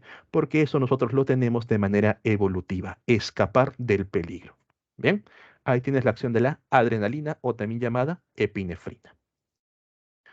Bien, chicos, a la misma altura que encontramos a la glándula suprarrenal, vamos a encontrar al páncreas. Bien, el páncreas ya lo conocimos como parte del sistema digestivo. El páncreas viene a ser una glándula mixta, pero la parte hormonal, la que participa en la producción de hormonas, vienen a ser los islotes de Langerhans. A nivel de los islotes de Langerhans vamos a encontrar tres tipos de cúmulos celulares. Tenemos a las células alfa, que producen a la hormona glucagón. Tenemos a las células beta, que producen la hormona llamada insulina.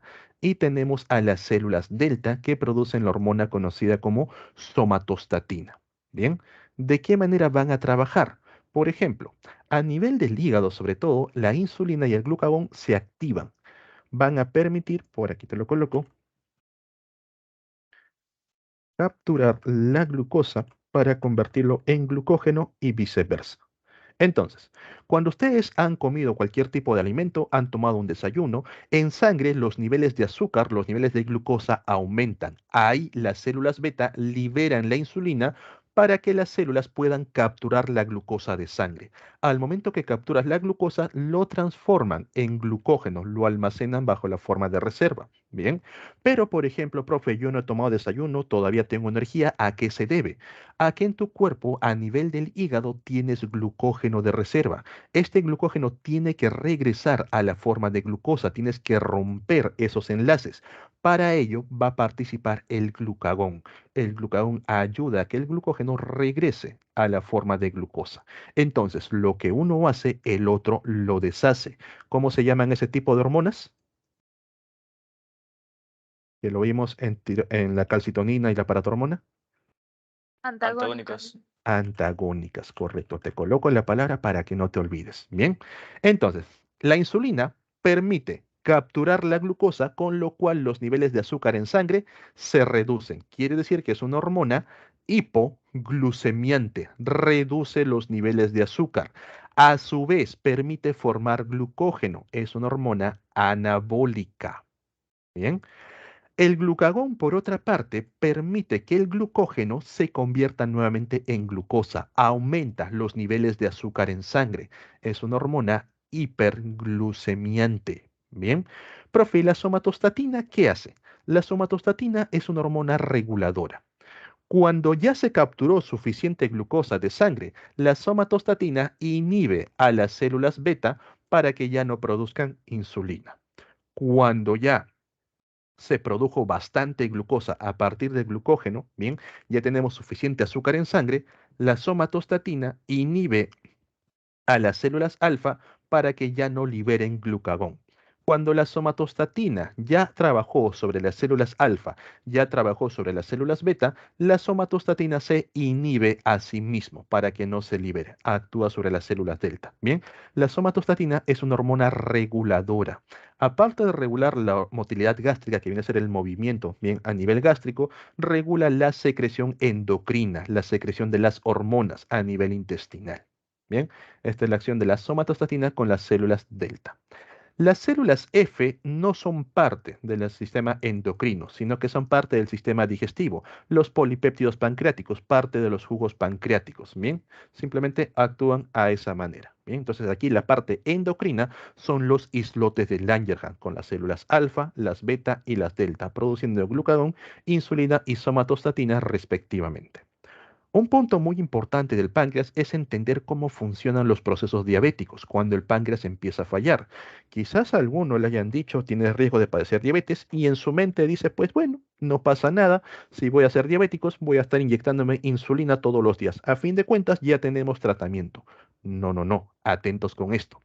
Un páncreas de manera saludable, bien, produce la insulina adecuada y las células tienen un receptor de insulina. Cuando este receptor recibe a la insulina, activa unos canales que capturan glucosas.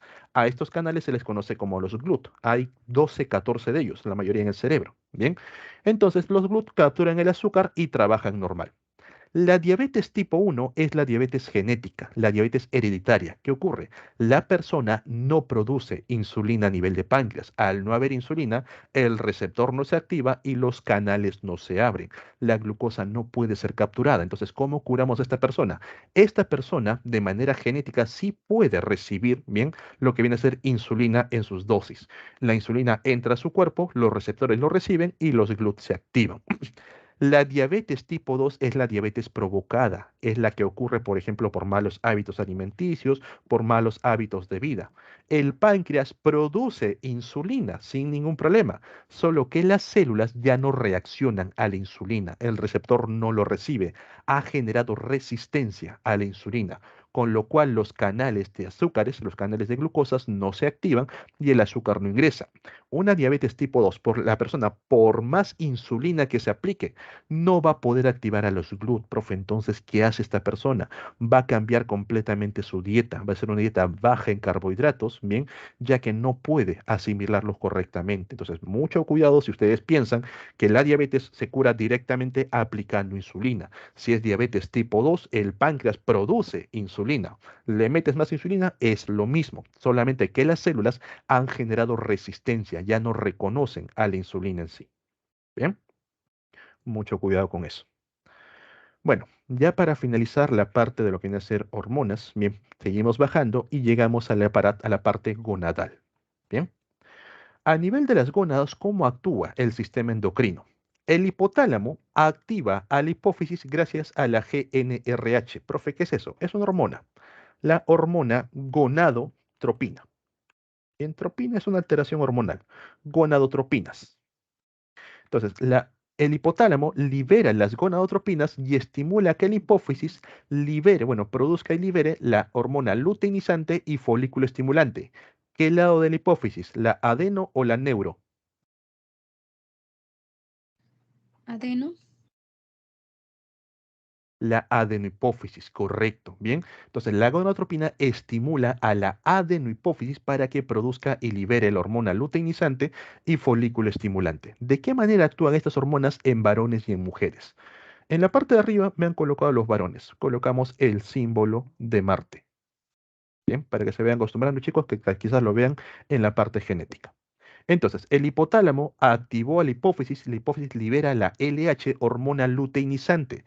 La hormona luteinizante actúa sobre las células de Leydig y estas empiezan a producir testosterona. Acuérdate, la luteinizante es para la producción de hormonas sexuales. La folícula estimulante actúa sobre las células de Sertoli para que se produzca la espermatogénesis, la formación de espermatozoides. Pero ojo, cuando los niveles de testosterona suben, bien, se produce inhibina y esta inhibe la acción de la hipófisis, con lo cual ya no se libera luteinizante, no se libera folículo estimulante, hasta que poco a poco los niveles de testosterona bajan. Y ahí otra vez se activa la hipófisis mandando una segunda dosis de luteinizante y de folículo estimulante. Otra vez sube la testosterona. Bien, la inhibina se activa y la hipófisis deja de trabajar. De esa manera se van regulando estos procesos. Los varones no están produciendo testosterona cada rato, lo hacen por etapas. Tienes tu subida de testosterona, baja poco a poco y vuelve a subir nuevamente, baja poco a poco y otra vez. Igual ocurre con la formación de espermatozoides. Bien, cada 4 días van a ir renovando los espermatozoides. ¿Ok? ¿Qué ocurre en la parte femenina? El símbolo de Venus. La hipófisis libera la folícula estimulante, la hormona luteinizante, y recuerden que la folícula estimulante participa primero en el folículo. Lo que ves aquí es un folículo ovárico para que se produzca el ovocito. Bien, la luteinizante a nivel de los folículos permite la producción de estrógenos, pero una vez que se libera el ovocito, el folículo se convierte en cuerpo lúteo. Ahí la luteinizante trabaja mucho mejor produciendo progesterona. Bien, cuando estos niveles de estrógeno aumentan, así como lo hicieron la testosterona, esto inhibe al hipotálamo para que ya no libere gonadotropina e inhibe a la glándula pituitaria, a la adenohipófisis, para que ya no libere hormona luteinizante. De esta manera se van autorregulando de acuerdo a las hormonas sexuales. Bien, en resumen, chicos, cuando las hormonas sexuales se encuentran altas, bien, esto inhibe la acción de la hipófisis. Las hormonas sexuales van bajando poco a poco, la hipófisis se vuelve a activar, lo que hace que las hormonas sexuales vuelvan a estar altas, nuevamente se inhibe la acción de la hipófisis. Bien, van trabajando de esa manera. ¿Ok? Bien, chicos, hasta aquí sería la parte en cuanto al sistema endocrino. ¿Quedaría alguna duda, alguna consulta antes de pasar con el sistema inmune?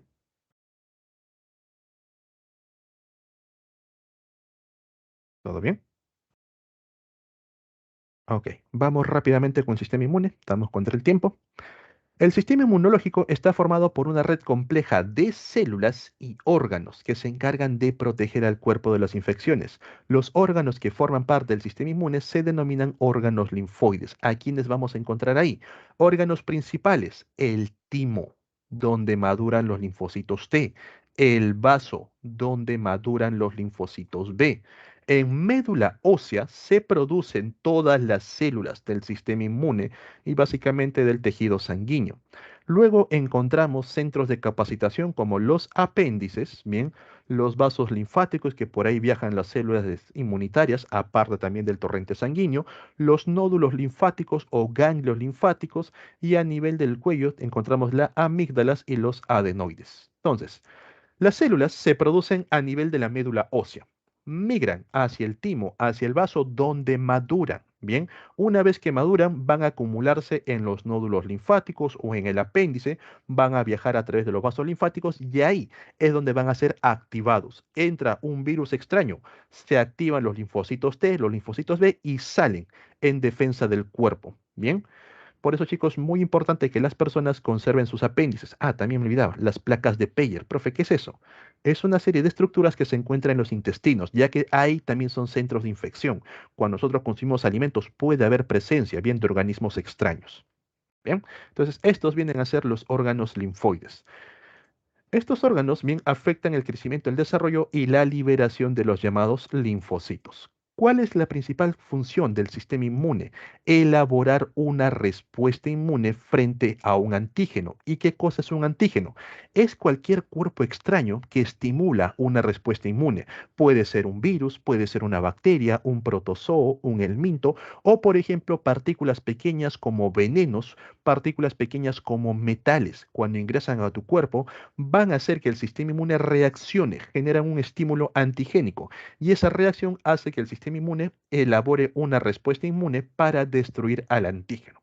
Cada vez que algo extraño entra a tu cuerpo, el sistema inmune se activa para poder destruirlo. Bien, entonces chicos, todo aquello que permite generar una respuesta inmune es considerado un antígeno. No solamente microorganismos, también metales pesados, también por ejemplo proteínas raras como el caso de los venenos.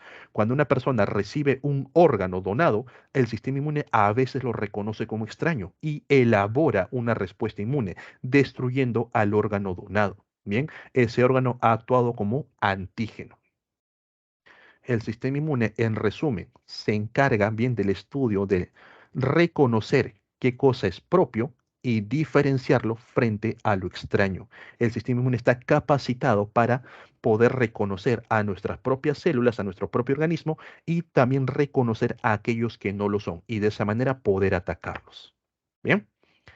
Entonces, entendamos cómo funciona el sistema inmune. Veamos a las células del sistema inmune. Un poquito más arriba, por aquí. Ahí. Todo empieza, bien, con una célula madre hematopoyética. Hemato, sangre, poiesis, formación. Bien, es una célula madre multipotencial o pluripotencial que puede formar lo que sea. Por un lado, forma a los progenitores linfoides, que van a dar origen a los linfocitos. Por otro lado, forma a los progenitores mieloides. Bien, de la parte de los mieloides tenemos a los mastocitos o células cebadas, tenemos a los eritrocitos o glóbulos rojos, tenemos a los megacariocitos, los cuales van a formar a los trombocitos o plaquetas. Recuerda que los trombocitos o plaquetas no son células, son derivados celulares. ¿De quién? Del megacariocito. Estos trombocitos o plaquetas participan en la coagulación. ¿Bien? Pero como parte del sistema de defensas, bien, el progenitor mieloide forma a los mieloblastos y de los mieloblastos se van a formar los basófilos, eosinófilos, neutrófilos. A estos en conjunto se le conoce como los granulocitos por la presencia de gránulos en su interior. ¿Y estos granos qué son? Histaminas. ¿Han escuchado el término antihistamínico? ¿Saben lo que es un antihistamínico? Antialérgico. Correcto, contra las alergias. ¿Qué hacen las histaminas? Generan inflamaciones. Bien, por ejemplo, tú has visto que cuando te pica un mosquito rápidamente se levanta como un granito. Igual ocurre cuando tienes una herida, aunque no lo notes, los bordes están inflamados, bien, por la liberación de histaminas. Estos tres señores van a estar ahí liberando histaminas. Cuando se liberan demasiadas histaminas como una respuesta alérgica, ingresó grano de polen, quizás por las vías respiratorias, tu cuerpo lo detecta como extraño, libera gran cantidad de histaminas, eso empieza a bloquear las vías respiratorias. Ahí te aplican antihistamínicos como la epinefrina para que puedas respirar funcionar correctamente. Bien, pero es una respuesta en exceso. Entonces, estos son el grupo de los granulocitos. Aquí también se van a formar los llamados monocitos. Los monocitos pueden transformarse en células dendríticas o en macrófagos. A las células dendríticas también se les conoce como APC. APC, sí, célula presentadora de antígeno. Y ahorita vas a entender su funcionamiento. En contraparte, el progenitor linfoide bien forma a los llamados linfocitos. Los linfocitos, junto con lo que viene a ser las APC y los macrófagos, todos ellos se conocen como los agranulocitos, los que no tienen gránulos en su interior. Bien, dentro de los linfocitos tenemos a los linfocitos B, bien, a los linfocitos T. Ahí, ellos son los linfocitos. Y también vamos a encontrar a un tercer tipo de célula por esta parte conocido como natural killer. Bien. Pregunta, chicos, ¿ingresar a San Marcos es difícil? ¿Qué opina? ¿Ingresar a San Marcos se vuelve difícil? Muchos dirán que sí, pero ¿saben qué cosa es realmente difícil? Graduarte del linfocito T. Bien, graduarte del linfocito de manera general. ¿Por qué? Para que ocurra esta graduación de linfocitos, recuerda, los linfocitos se producen a nivel de médula ósea y van a migrar a aquellos que quieran ser linfocito T al timo, a aquellos que quieran ser linfocitos B al vaso. Ahí van a recibir una prueba muy dura. Supongamos que esto que tengo en pantalla es un linfocito. Bien, en el timo, en el vaso, vamos a encontrar a macrófagos. Van a estar ahí listos para entrenarlos. ¿Qué hacen los macrófagos? Les traen células propias del cuerpo, le trae una célula epitelial, se lo presenta. Si el linfocito no reacciona, no ataca la célula epitelial, pasa la primera prueba. Le trae células hepáticas, no lo ataca, pasó la segunda prueba. Le trae células musculares, lo mismo. Le trae células del riñón, le traen todo tipo de células del cuerpo. El linfocito no tiene que atacar a nadie para que pase la prueba. Supongamos que al linfocito le traen una célula nerviosa y el linfocito lo ataca. Apenas lo atacó, el macrófago lo elimina automáticamente. ¿Por qué? ¿Qué pasaría si este linfocito lo dejamos libre en sangre? Como ha reconocido a la célula nerviosa como algo extraño y lo ataca, si lo liberas en sangre, ¿qué cosa va a destruir? Tejido nervioso, generando enfermedades autoinmunes. Bien, es por eso que solamente el 2% de los linfocitos logran graduarse, logran pasar esta prueba. Bien. Entonces, a los linfocitos, en una primera etapa, cuando están en proceso de maduración, se les enseña a reconocer a lo propio. Aprenden a reconocer lo propio. Todavía no saben reconocer al extraño. Si este linfocito maduro lo liberas en sangre, se encuentra con un virus, no sabe que debe atacarlo. Simplemente sabe reconocer lo que es propio. Nada más. Bien. Cuando los linfocitos B son activados, las células B se van a transformar en plasmocitos. Bien, los linfocitos B se transforman en plasmocitos, o células plasmáticas también le dicen. Estos plasmocitos son los encargados de producir anticuerpos. Bien, los plasmocitos liberan los anticuerpos. Ahí, lo liberan a torrente sanguíneo. Cuando los linfocitos T se gradúan, pueden escoger una de tres. Se los coloco arriba, ¿bien?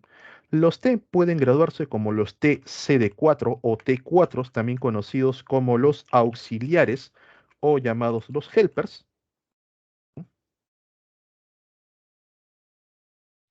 Pueden graduarse como TCD8, también conocido como los T citotóxicos o también conocidos como los killers, ¿bien? O pueden volverse T supresores, un T supresor. Bien, cualquiera de ellos. Recuerda que solamente el 2%. Y los natural killers, profe, ellos lo dejamos para el final. Bien, ahora, cuando nosotros tenemos un proceso infeccioso, bien, tenemos el ingreso de una bacteria, un patógeno, se activa la primera línea de defensa celular. Ellos son los primeros en actuar. Bien, esta es tu primera línea de defensa celular.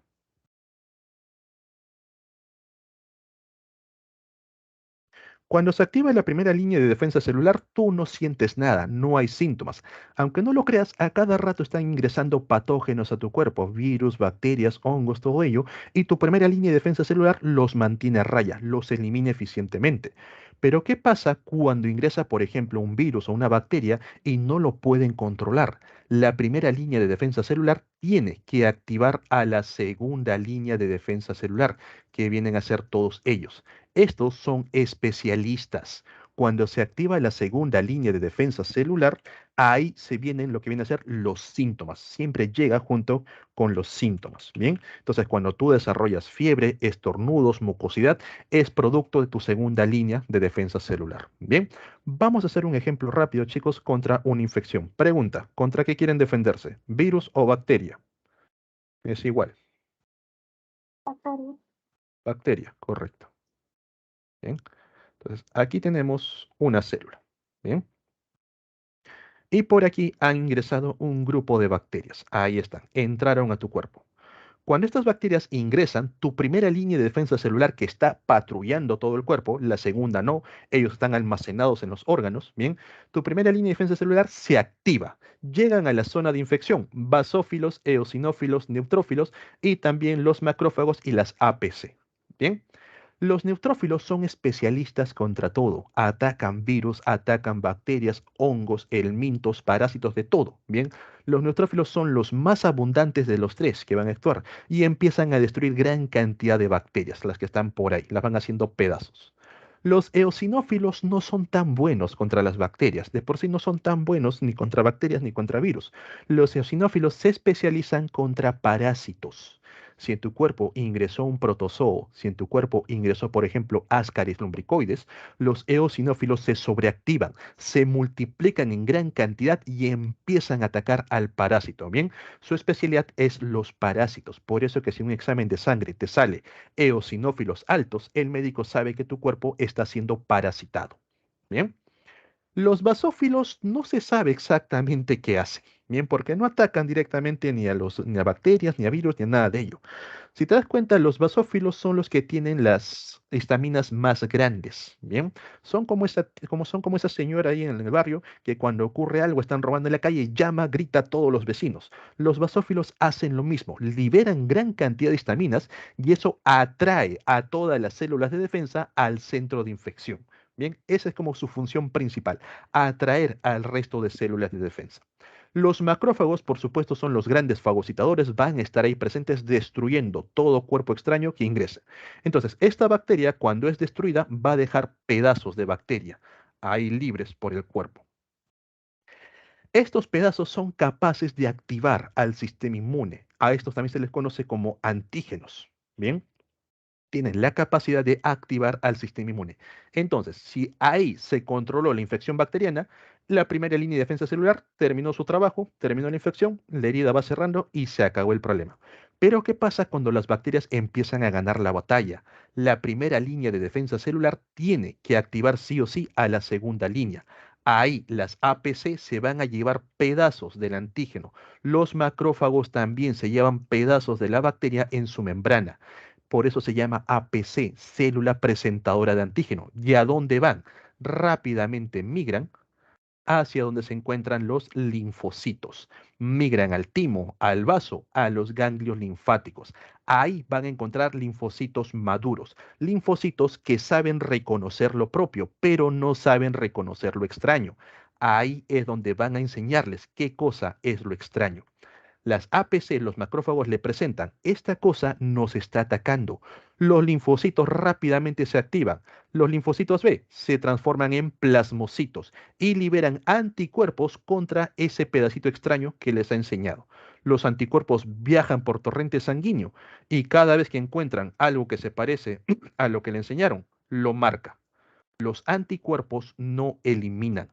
Los anticuerpos no tienen esa capacidad, simplemente marcan aquello que han sido preparados en aquel cuerpo extraño. Una vez que el anticuerpo ha marcado algo, el sistema inmune todos lo reconocen rápidamente y lo eliminan de una manera más eficaz. El macrófago llega, consume la bacteria con todo y anticuerpos y los anticuerpos los deja libre para que sigan marcando más objetivos. Bien, si por ahí hay un linfocito T que no está activado, no sabe reconocer a lo propio, pero hay un anticuerpo que lo está marcando, el linfocito T automáticamente lo ataca. Está diseñado para atacar a aquello que marque el anticuerpo.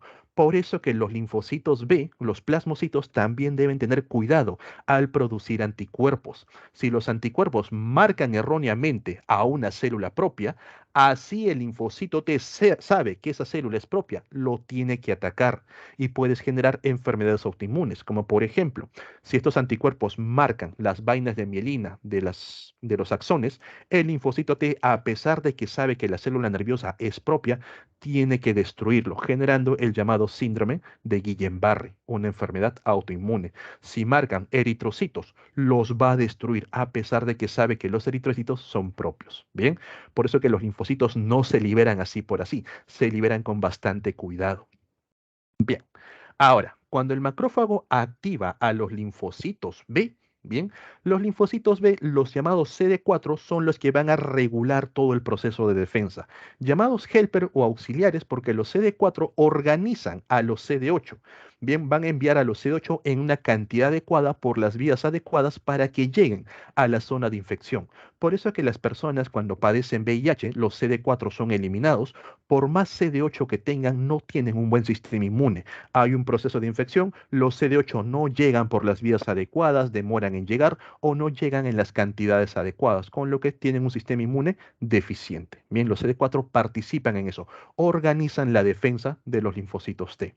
Los CD8 son llamados citotóxicos o killer porque directamente atacan cuerpo a cuerpo a la cosa extraña, en este caso a la bacteria.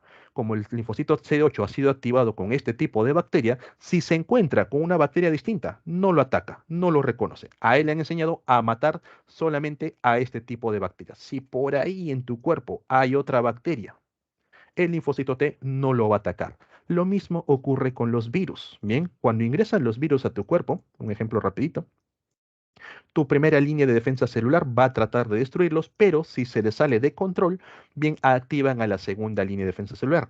Cuando activan a los CD8, el CD8 está capacitado para reconocer a este tipo de virus. Si este virus cambia, si el virus muta, el linfocito CD8 ya no lo reconoce, tiene que volver a ser activado, ya no es eficiente. Bien, y en el caso de los virus ocurre algo extra.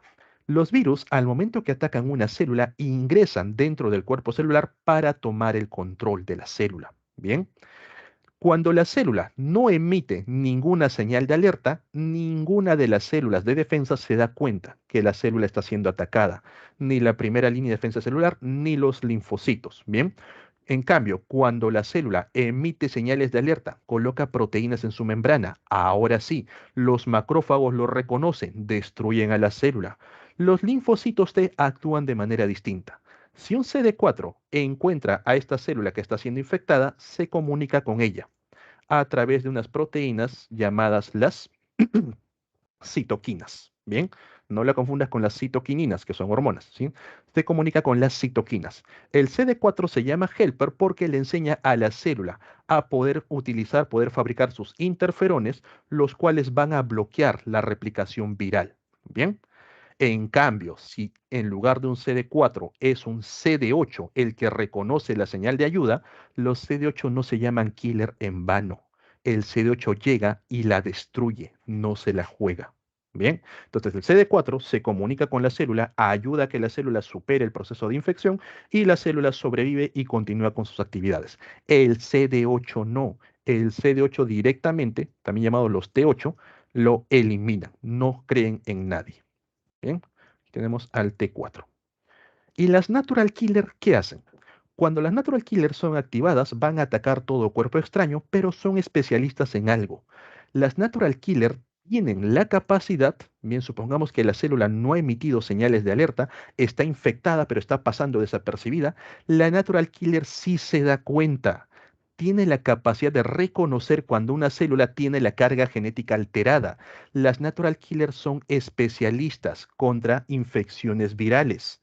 Son especialistas contra virus que están dentro de la célula, una célula infectada. Son especialistas contra células tumorales, células que a la larga van a formar cáncer. Las natural killer tienen esa capacidad de reconocer alteración genética. Una vez que la tiene, por infección viral, por, digamos, una mala división, un tema cancerígeno, la natural killer llega y lo elimina. Bien. Y las natural killer son muy eficientes bajo cierto efecto. ¿De qué manera podemos sobreestimular a las natural killer? Sobreestimulación de natural killers por efectos de la risa. ¿Cómo? Sí. Pueden googlearlo si gustan. Sobreestimulación de natural killers por efectos de la risa. Van a encontrar una gran cantidad de estudios. Las natural killers se sobreestimulan, trabajan 1000 veces más potentes cuando la persona mantiene un buen humor. Por eso que las personas con buen humor, bastante alegres, rápidamente superan infecciones virales. Difícilmente van a desarrollar temas tumorales. Quizás por ahí conozcas el caso de alguna persona que fue desahuciada con un cáncer aquí en los hospitales, cambió su estilo de vida, dejó su trabajo, se fue al campo, estuvo más tranquilo y de la nada se cura. ¿Qué ha pasado? Al encontrarse bajo menos estrés o un mejor humor, las natural killer están sobreestimuladas, patrullan mucho mejor el cuerpo y van eliminando a todas esas células cancerosas. Si ustedes sufren un proceso de infección viral, una gripe, coronavirus, mantengan un buen humor y las natural killer van a estar completamente estimuladas para poder rápidamente superar estas infecciones. Bien. Entonces, chicos, de esa manera trabaja nuestro sistema inmune. Una vez que el patógeno ha sido eliminado, los linfocitos no pueden permanecer en torrente sanguíneo, ya que pueden generar respuestas autoinmunes a la larga y también generan desgaste. Bien, entonces los linfocitos tienen que ser recapturados hacia los ganglios, hacia el timo, hacia el vaso. ¿Quién se encarga de eso? Los T supresores. Suprimen la respuesta inmune. Bien. Me disculparán un poco el desorden, chicos, pero de esa manera espero que entiendan cómo actúa el sistema inmune. Para más detalles, para más información, les recomiendo este fin de semana, si tienen tiempo, si tienen Netflix también, revisar esta serie, bien Cell at Work. Ahí van a ver a modo de anime cómo funciona el sistema inmune y es una serie muy precisa, muy fiel, bien a los procesos inmunológicos. Bien, de manera didáctica pueden aprender un poco más. Van a encontrar ahí cómo se activan los linfocitos, cómo actúan las natural killer, cómo participa tu primera línea de defensa celular, activando luego a la segunda, cómo participan las APC o células dendríticas estimulando los linfocitos. Bien. Bien, chicos, continuamos porque ya el tiempo nos gana. Entonces, nosotros conocimos en esta parte a las células del sistema inmune, a los granulocitos, bien neutrófilos, basófilos, eosinófilos, a los agranulocitos, los monocitos que se transforman en macrófagos, también a los linfocitos, los de tipo B, que se vuelven células plasmáticas o plasmocitos produciendo anticuerpos, a los linfocitos de tipo T, que pueden graduarse como un TCD8, el citotóxico killer, el CD4, el auxiliar o helper. Junto con ellos vimos la acción de diversas proteínas que también participan en el sistema inmune, los anticuerpos o inmunoglobulinas rodeando a la carga extraña y marcándolo para que el resto del sistema inmune lo pueda reconocer, a las citoquinas, estas proteínas de comunicación, cuando ocurren por parte de un linfocito, linfoquinas, por parte de los monocitos, monoquinas. Bien, las citoquinas permiten comunicarse entre las células para defenderse mucho mejor. Aquí nos faltó también señalar a las proteínas del complemento. ¿Qué son las proteínas del complemento? Son una serie de proteínas que se encuentran en torrente sanguíneo y tienen la capacidad de reconocer un cuerpo extraño. Se llaman del complemento porque se van complementando. Entra una primera proteína, por ejemplo aquí una bacteria, se le une a la pared, entró esta primera, se une la segunda, luego la tercera y así, y van formando un agujero a través del cual todo el fluido de la bacteria va saliendo. Bien, hacen que la bacteria muera por lisis o cualquier cuerpo extraño. Aquí pueden ver una gran cantidad de agujeros producto de las proteínas del complemento. Bien, entonces tenemos células de defensa y proteínas de defensa. Ya para cerrar el tema, chicos, tenemos que definir la inmunidad. Bien, son todos los mecanismos que utiliza el organismo para protegerse contra los microorganismos y agentes extraños, agentes como los venenos, los metales que pueden ingresar al cuerpo. Estos mecanismos de defensa son conocidos como innata, natural, que tu cuerpo ya sabe. La primera línea de defensa celular saben reconocer lo extraño, no han tenido que ser preparados. Y adquirida, tu segunda línea de defensa celular. Ellos sí han tenido que ser preparados, han tenido que ser entrenados para diferenciar uno de otros. Los primeros no, ellos ya de manera innata reconocen a lo extraño. Bien, al igual que tenemos células, también hay otros mecanismos que nos ayudan a defender el cuerpo, como por ejemplo las barreras físicas en la piel, las barreras químicas a nivel de las mucosas, las lágrimas, las salivas, la propia flora autóctona, la microbiota. Bien, estas bacterias tanto en el intestino como en el apéndice, como en el caso de las señoritas, en el conducto vaginal, impiden que otros cuerpos extraños puedan infectar estas zonas. Bien, impiden que los patógenos se instalen. De ahí que tengan que usar una adecuada higiene a nivel de la vagina con los shampoos adecuados, ya que si eliminan estas bacterias pueden llegar otras peligrosas y generar infecciones. De manera general, también el uso de estos antibióticos de amplio espectro pueden generar problemas en la flora bacteriana, fomentando procesos de infección. De manera interna, de forma innata, tenemos a las natural killers. Las natural killers destruyen a células extrañas, células mutadas o células infectadas o tumorales mediante la acción de perforinas. Perforan todo el cuerpo celular. Son muy eficientes contra tumores e infecciones virales. Los interferones como proteínas, bien, que van a ayudar a bloquear la replicación viral y las proteínas del complemento que se van uniendo para formar agujeros, lo que hace que las células mueran por lisis, ¿bien? Y esto atrae a los macrófagos. Por último, chicos, tenemos que entender los tipos de inmunidad, ¿bien?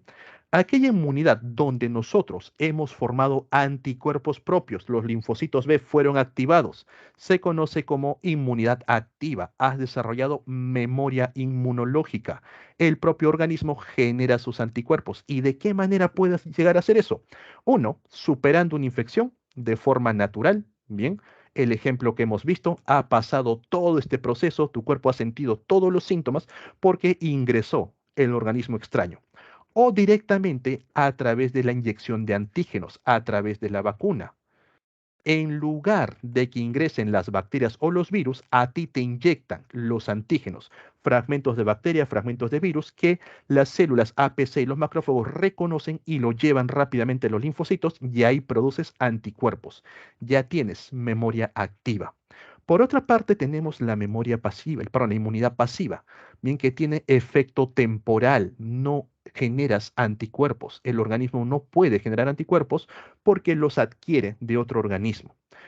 Por ejemplo, de manera natural, a través de la placenta o a través de la lactancia, la madre te brinda los anticuerpos, los cuales van a ayudar a marcar a los cuerpos extraños durante los primeros meses de vida, mientras el bebé forma sus propias células de defensa. Estos anticuerpos, pasando 4 o 5 meses, se degradan y ya no tiene la defensa, es temporal.